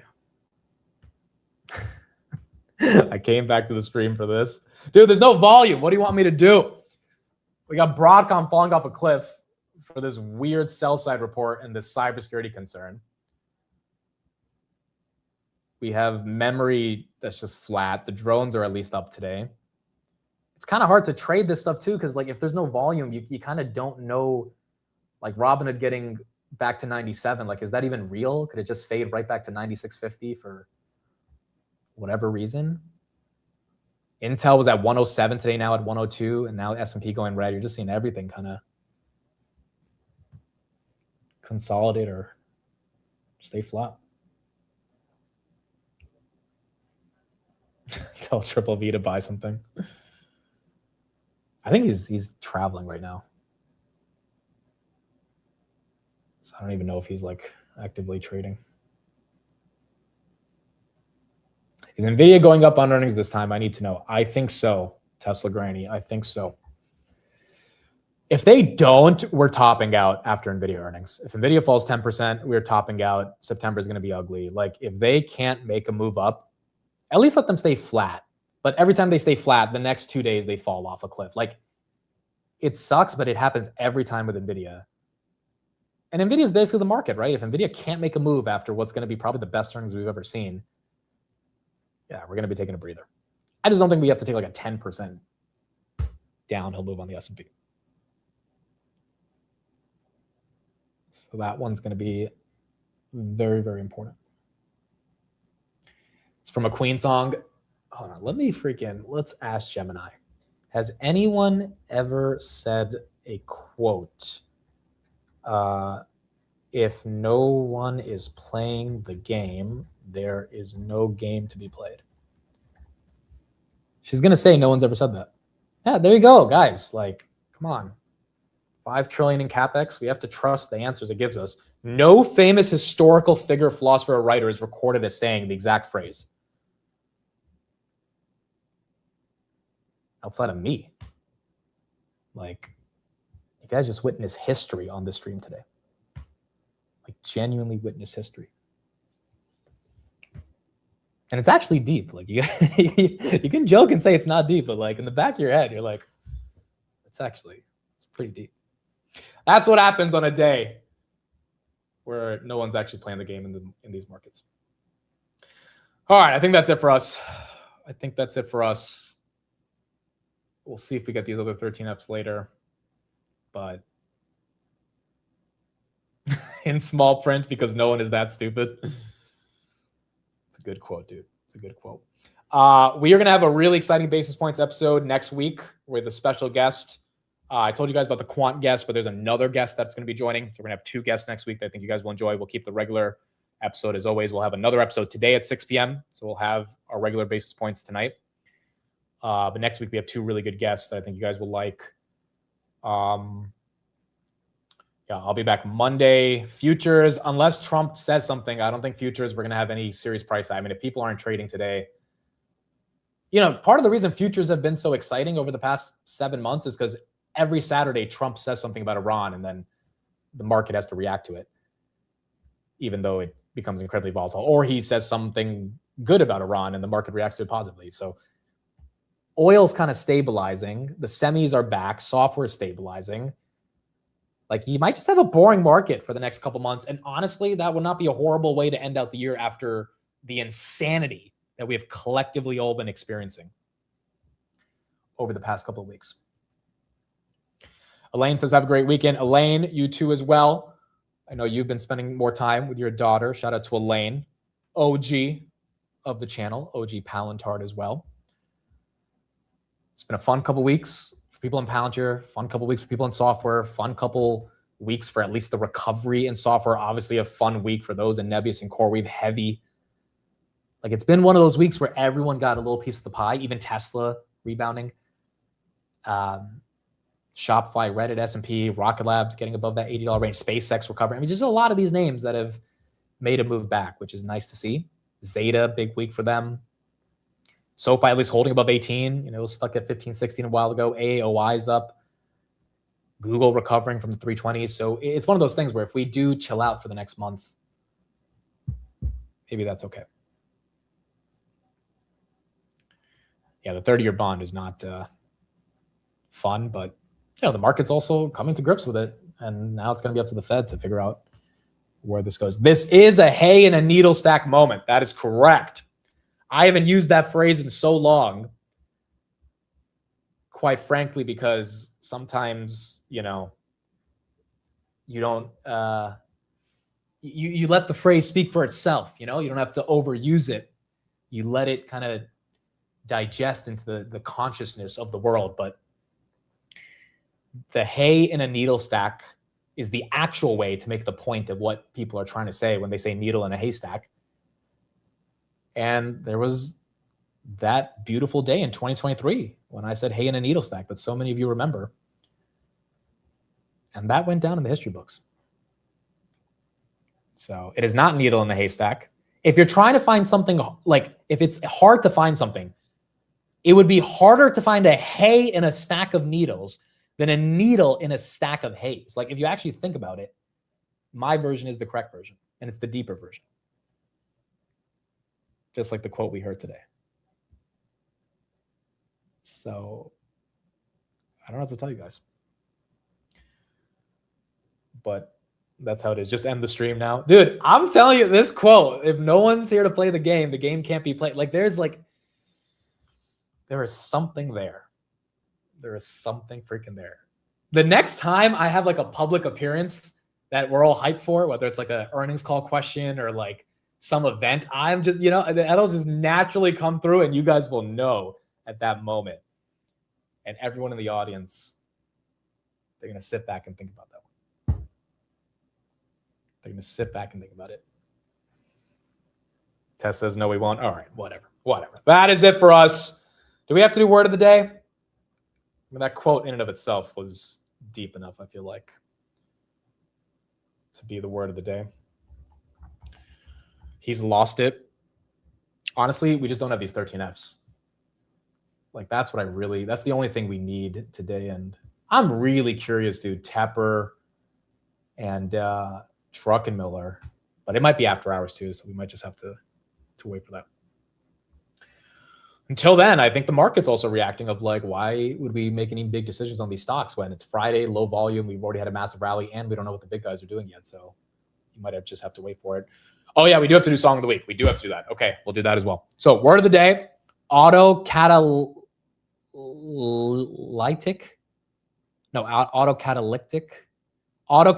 a process that accelerates itself. Its output creates the conditions for even more of the same process. The company's growth became autocatalytic. More users attracted developers, better products attracted more users, and the cycle accelerated. Okay. Yeah, easy word. This one wasn't too crazy. Sounds like a part to a car. It low-key does. All right, so that's our word of the day. Song of the week. I think we'll do the prompt on ChatGPT. Let's just say, now I want a song of the week. It needs to be from the 70s to 90s. Classic song. Probably fighting for top 25 all time. Give me one to listen to. Let's see what it says, and then you guys can agree if it's like worth. Dreams, Fleetwood Mac. Okay, is that it? Can I just give me a consensus like W or L in the chat? If I see more L's, we'll do a different one. If I see more W's, then this is the Dreams, Fleetwood Mac. The hell is Fleetwood Mac? 1977? Fleetwood Mac. Fleetwood rock band, London. They sold more than 120 million records worldwide. Okay, I'm seeing more W's. I'm seeing way more W's. Okay. Listen for the simplicity. The rhythm says hypnotic, while the vocal carries essentially emotional weight. This belongs in the conversation. Yes, yes or no? We're legit? Yes? Yeah, okay, let's do a poll real quick. We'll do a poll real quick. That's how we'll figure this out every week. I think you guys like it, though. I think you guys like it. Dreams, Fleetwood Mac. Dreams, good song to listen to. Yes or no? All right, I will let you guys know on Monday what people think. You don't know Fleetwood Mac? No. I mean, dude, I barely knew Queen. This is another British band. I know Queen's from London now. I bought Bohemian Rhapsody, the movie, last night. I rented it for like $3, so I'm like in the middle of watching it. Like started last night, but I fell asleep. So I'm actually trying to get fully educated on the whole story. I know the Beatles, okay. I know the freaking Beatles. I don't think Fleetwood Mac is like the Beatles.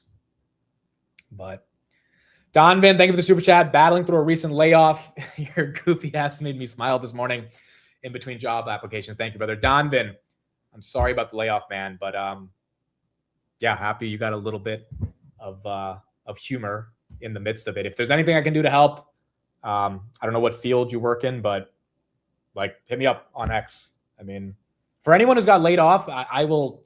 For anyone who's got like laid off, and I think I can help the most in tech.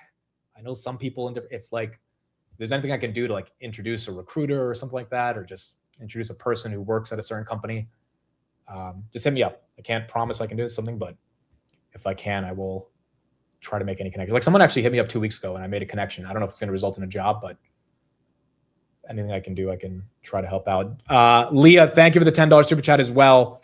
Super chat for all the deep insights. I appreciate it. I really do hope that people take that quote and they believe. 82% of you say yes. Okay, it's that good of a song. All right, Dreams. That's what we'll be listening to over the weekend. And that's what we got. All right. Thank you all for being here. I will be back on Monday for the market open. Again, guys, it means the world.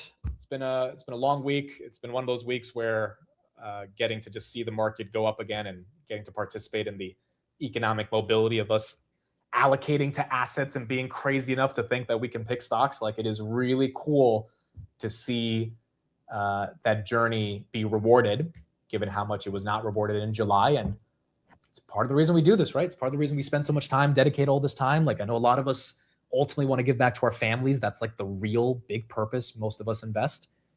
And so we're doing the right thing. We're doing it the right way. We're trying our hardest. We're doing the best we can. And in the midst of all this, you know, there will be moments of volatility, but at the end of the day, this is the game. This is the game.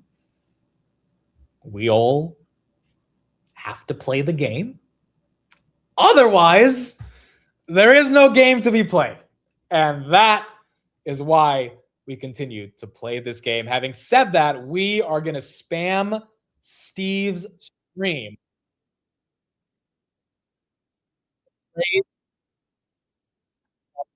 So I was actually like, I don't know where that was going, but this is why we do this. This is why you guys watch every day. Spam Steve's stream with no one is playing the game. That's it. We'll do it. Well, he will be so confused. It's gonna be great. It's gonna be great. No one is playing the game in caps too. In caps. Link a stream right here. In caps. No one is playing the game. That is what we can do. The mic did not cut out when I said it. Bro, the mic better not have cut out when I hit the bar. Please tell me the mic did not cut out when I said that. It did? No fucking way, dude. No way. Oh, wait, but you guys knew what I was going for anyway, so it actually makes it even better. You guys already knew what I was. Hold on. Did it actually get cut out? Play this game. Having said that, we are going to play, but at the end of the day, this is the game. This is the game. We all have to play the game. Otherwise, there is no game to be played. And that is why we continue to play this game. Having said that, you guys wanted the mic to cut out, but it did not. Because even the microphone knows that quote is too good. All right, I'm dragging it. All right, I'll see you guys on the Market Open on Monday. Thank you all for being here. Appreciate you all. And yeah, thank you every day from the bottom of my heart, showing up every morning and afternoon. It means the world. And weeks like this just remind you, why we keep doing this and, why it's one of the greatest journeys in the world to be able to do this every single day. So deeply appreciate it. Thank you all for being here. Enjoy the weekend. I'll be back on the Market Open and we'll keep going from there. Thank you, everybody. Have a good one. See you guys on Monday.